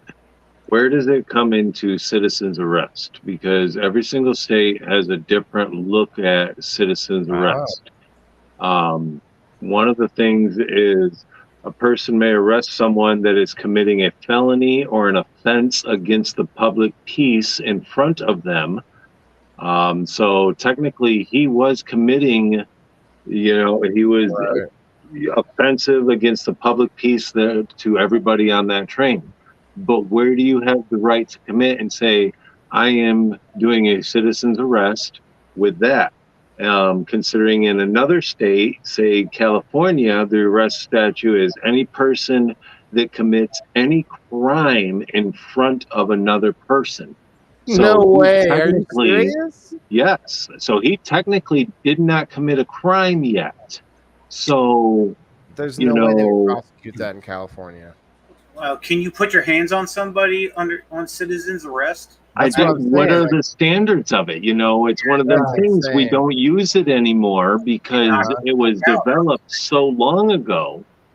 It's That's it's a a tough funny thing. one. That's It's a a funny tough one because thing. I know You know, California like has lightened their criminal, like, well, maybe Melanie could speak to this, but like they have lightened their crackdown on law on all sorts of criminal activity, like mostly nonviolent stuff. But I know it was not in California, Seattle, I think, where all the Walgreens were closing because they had made it. Is this in California too? Correct me if I'm wrong. I think it was in Seattle at least, but so near there, where they made it legal up to like $999 or something of theft or something. They were not going to prosecute theft up to $1,000 or something like that. So then well, you they have can't do videos of nothing. people, They right? legally, unless you have a security team, a paid security team, you can't do anything at all. The average Even then, cashier can't even can't No, our stop you. security's not allowed to touch them. Oh, security can't even stop them. People are No, coming not through now unless with it's bikes. armed guards. If it's not armed guards, security is not allowed to touch them for theft. And like you said, if it's from a grocery store, before this, the Dollar Tree right here had cameras. People would literally walk in and stare at them and walk out every time. And I was like, "What's happening?" And they're like, "We can't do anything." And Yep. there was a security guard there that does the whole complex. He couldn't do anything. They Well, didn't it's have. more to deter them, right? Is that what Yeah. security guards are for? Yeah, To maybe report. some dumb ones. Basically to report. They're not. Yeah. A lot of them aren't even Report, yeah. supposed to engage.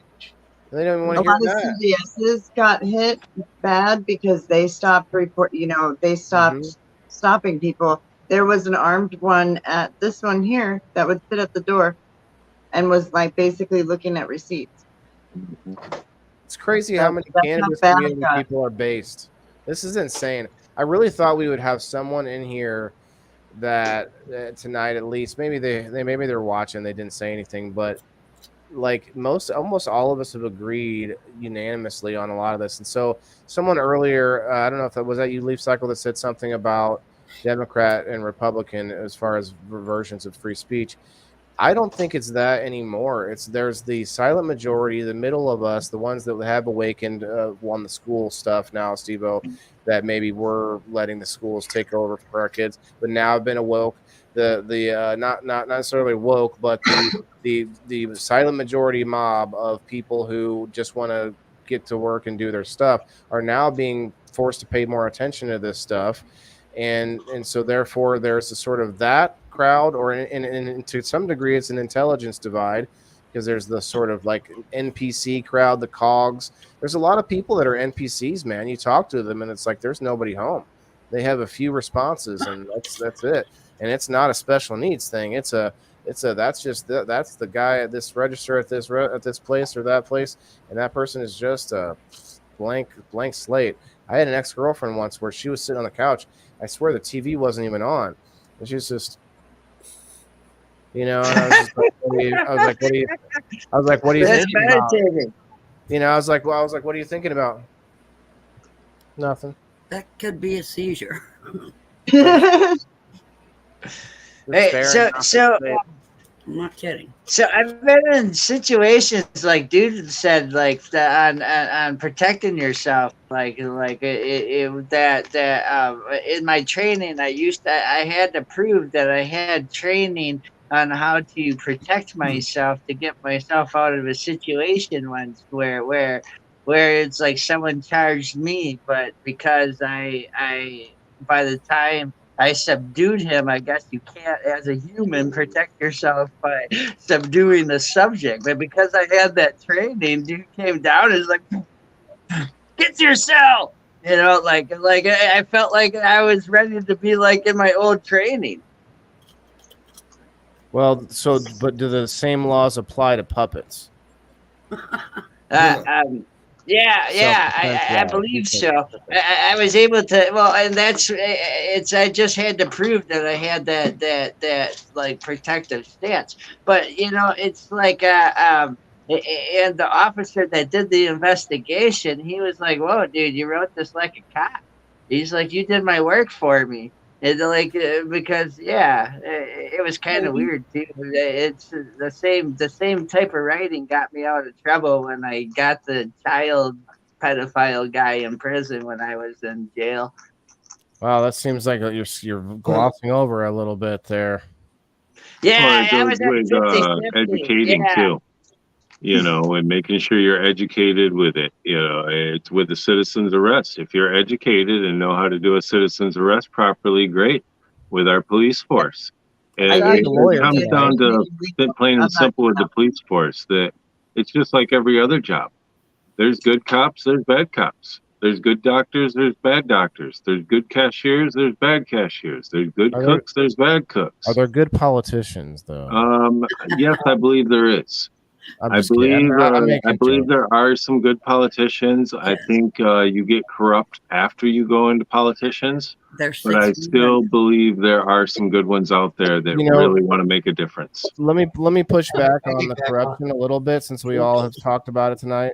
I worry about the ones who are coerced, not corrupted, but ones who are 100% under the fucking elbow of some pointed bad things. Like it's And that's the thing is we don't know why either. And we don't know what the control is over them. And God forbid if it's something like a family or this and that and whatever. If the men in black really do exist and are holding things over, it would just be horrible. And going back to what that last topic was about, being a citizen's arrest, there's also that other aspect of saving somebody and being liable for it. That's that Good Samaritan law. The doctor that's drunk and he does what if the doctor that's at the restaurant, he's had a few drinks, but then somebody needs a Heimlich.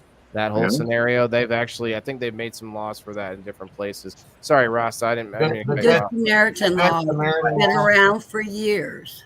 Yeah, the Good You are Samaritan protected law, and if you're stopping to help someone, whether you're in the medical profession or not. Right. Yeah, and if you're not certified but you know it and you help somebody and they die, in a lot of places you're liable for that death. No, the Good Samaritan law covers you. You can't. If I know that, I don't know if it's everywhere though.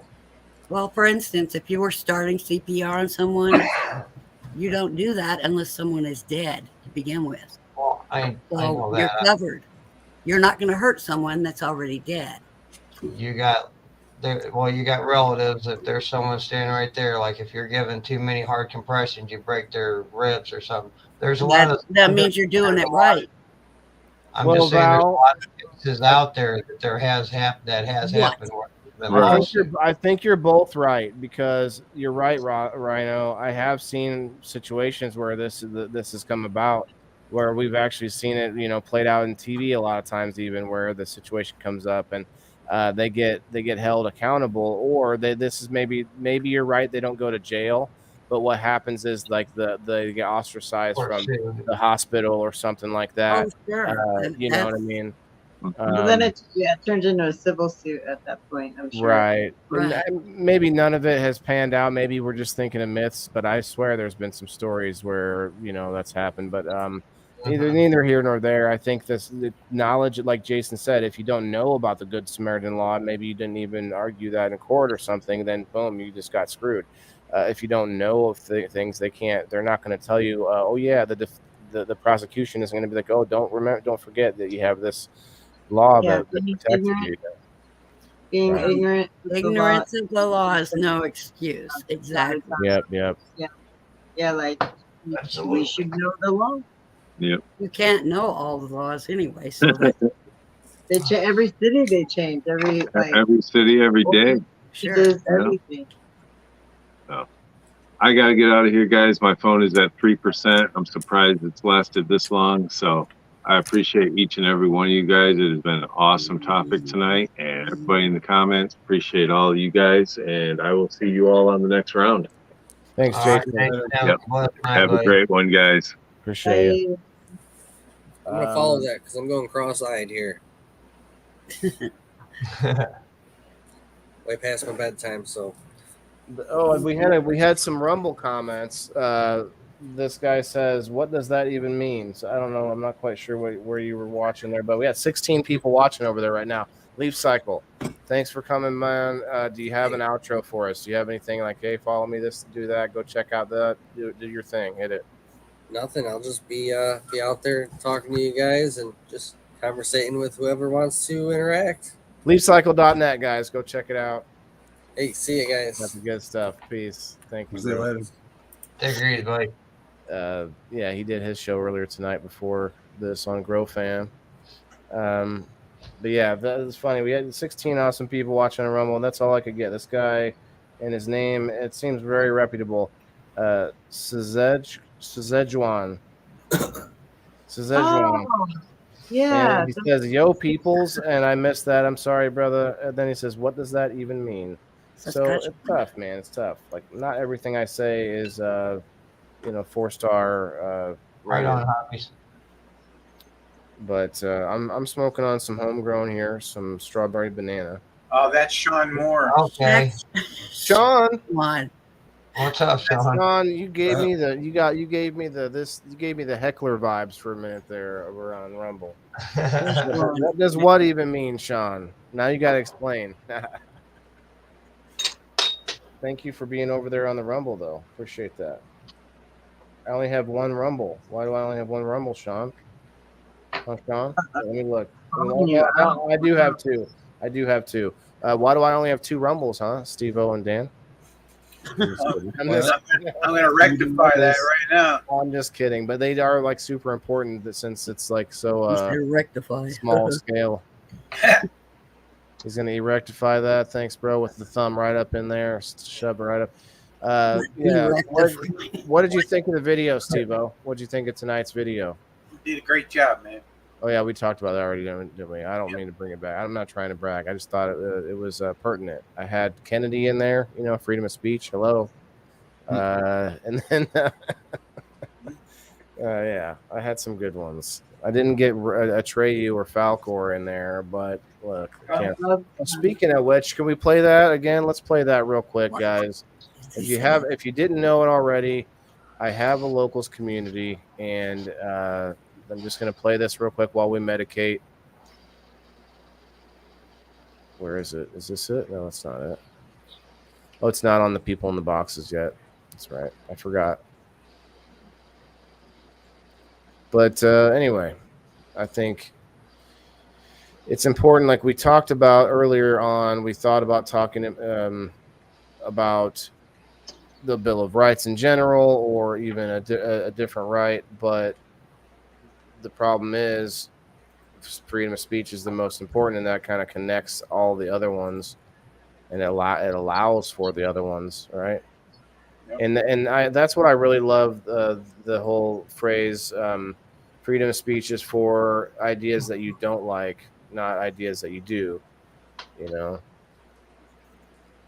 heard that before. Mm-hmm. Yeah, I mean, if you just think of it that way, then you can't be can't be so butthurt all the time about other people's crappy opinions.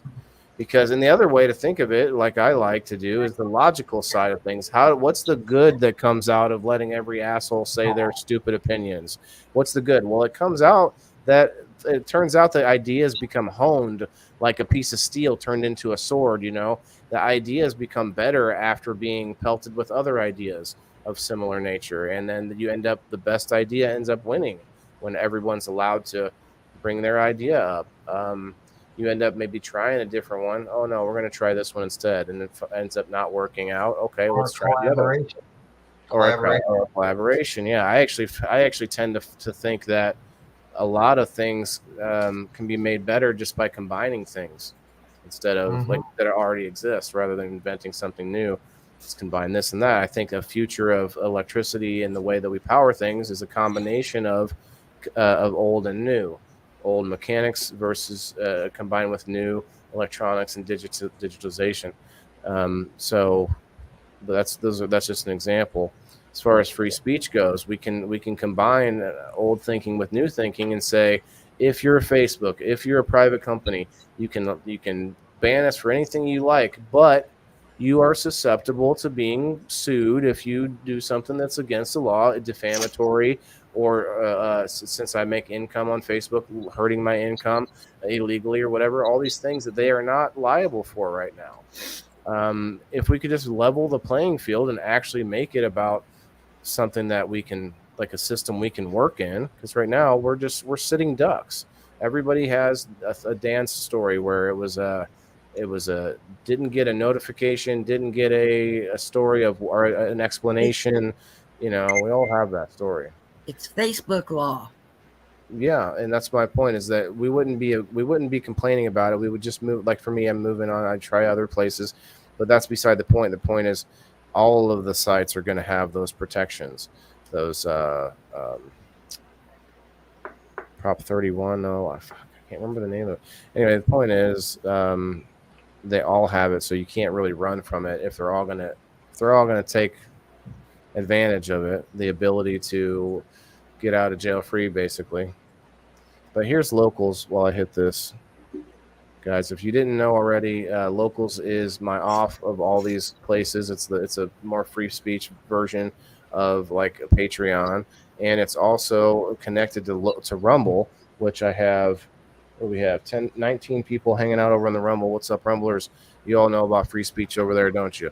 So we are still on Facebook because a lot of our friends and family are here. Family as in this community that we're part of here, the Canna family and beyond. They're all still on Facebook, so we can't just leave them behind, right? It's hard for us just to go, oh, not on there anymore. But what we can do is we can continue using it while we're branching out, trying a little bit of this, trying a little bit of that. Let me try some Rumble. Let me try some of that. And you find the ones that are better for the discourse, but better for open ideas and things. Rumble versus YouTube right now. Let's look at YouTube. YouTube, one viewer on YouTube. That's you, Sean. Sean was already on Rumble before that, so I don't know if it even counts. And I look over at Rumble, 20 people watching over on Rumble.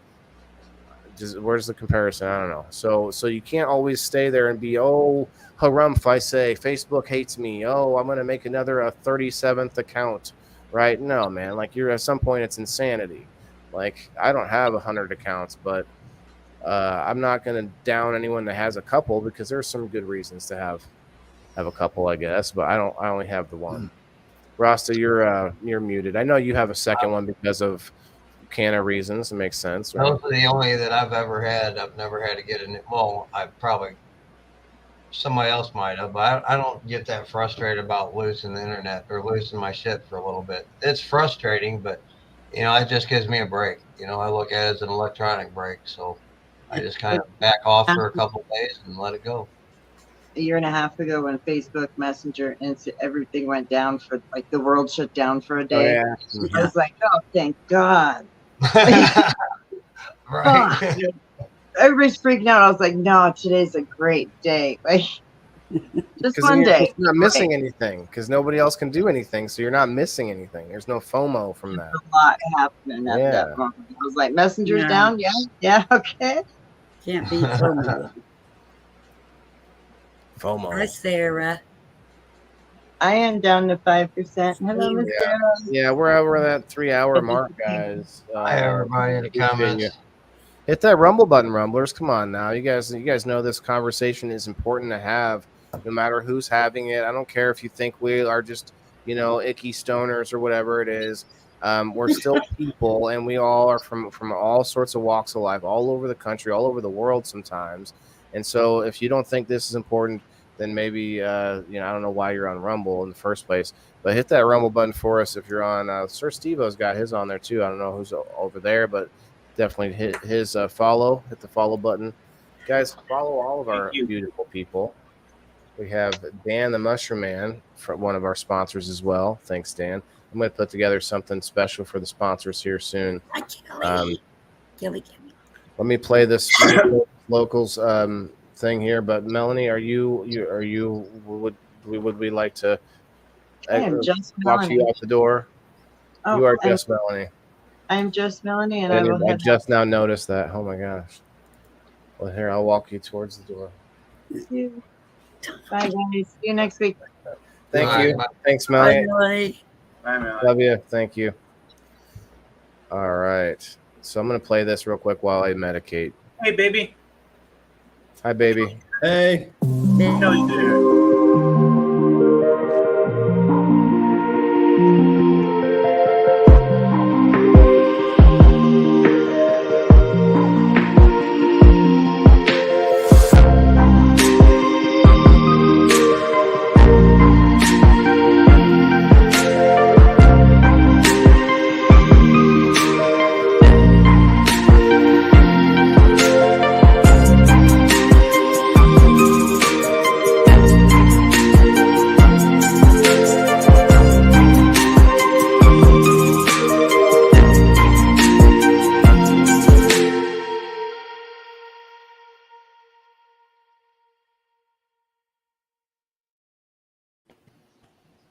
Yay.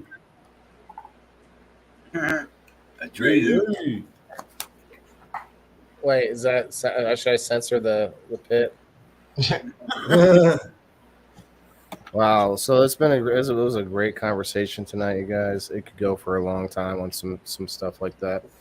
We didn't, I'm glad we got into a little bit of the history, but really, all in all, I think there are a lot of good, governing ideas and a lot of good freedom ideas now out in the world. And as long as we can push those ideas further to people who don't have them, let them think of them as fantasy to them, but that pushes the idea to a bigger community, right? And what's going to happen with the Starlink, man?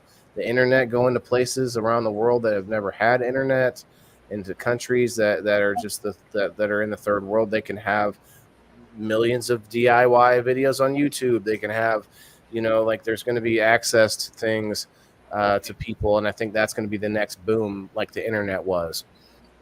You had the printing press, right? The first time the Bible was able to be mass produced, which what did that do? Not just brought religion to people, but it allowed people to learn how to read on a massive scale, and that was the beginning of freedom of speech, right there. Is the allowing for all people to have the ability to learn and to become more intelligent and to improve themselves in a way that made them, not just empty shills anymore, not just slaves anymore. So the printing press, and then you have the Industrial Revolution. You do, to a big extent, you have the invention of birth control for actually bad and good reasons, right? We talked, I guess Kim was talking about earlier, but at the same time, a lot of good reasons, because that opened up time. That gave people time to do improving themselves in other ways, like studying and whatnot, right? So those are all things. And then now you have the internet, and then further than that, you have today's. Oh, Keisha did make it up here. Okay. 1, 2, 3. Okay. Wait for it. Yeah, but now you have the new one, the new revolution. Thanks, Kelly. Appreciate that. Kelly.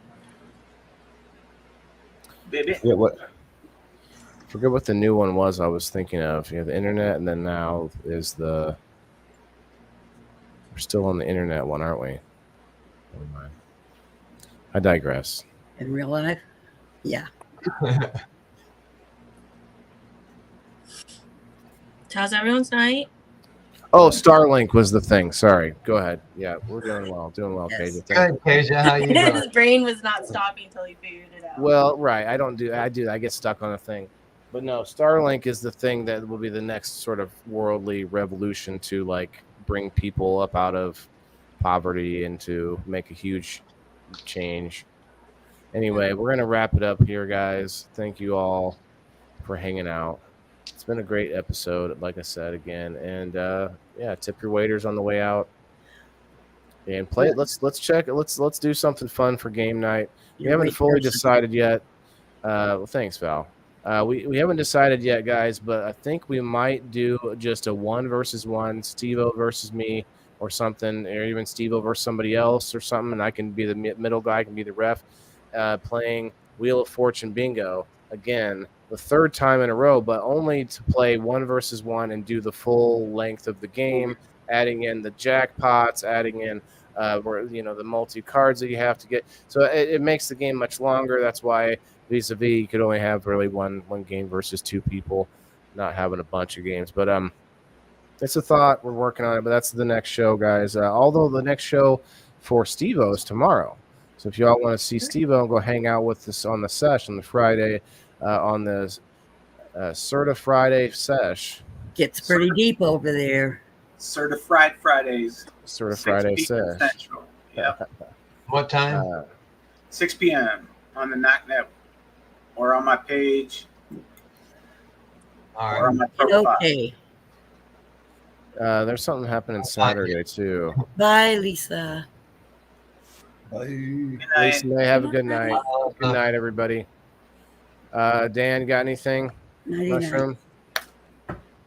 Not tonight. Mush on, man. Mush on. Kasia, thank you for stopping up, but we're heading out. Sorry. No worries. But thank you. Val, do you have anything for me? I was hacked, she said. Okay. Can you smell me, Val? Excuse me? I know you can see and hear me. But can you smell me? I'm not I can't. open that. I can't hear Jay, and I haven't heard him all day here. So I did tag him a couple times. Rasta, what's up, bro? We'll go follow Rasta. Homegrown with Love, guys. Homegrown with Love. It's a group on Facebook. Thanks for hanging out, Rasta. Your first night. What did you think? It was pretty cool. I liked it. It was a lot of good talk and good different views, and a lot of similar views and different angles. We'll get his real opinion after this. I'm kidding. Yeah. Guys, remember, hang out afterwards if you want for a minute there. Rasta and Steve-O, obviously. Dan, maybe if you want. Dan, I don't know. Dan, that's a bright ass hoodie. I like it though. Actually, it's pretty cool. All right, guys. Peace and love. Thank you very much. Steve-O, hit it, brother. Smoke weed every day.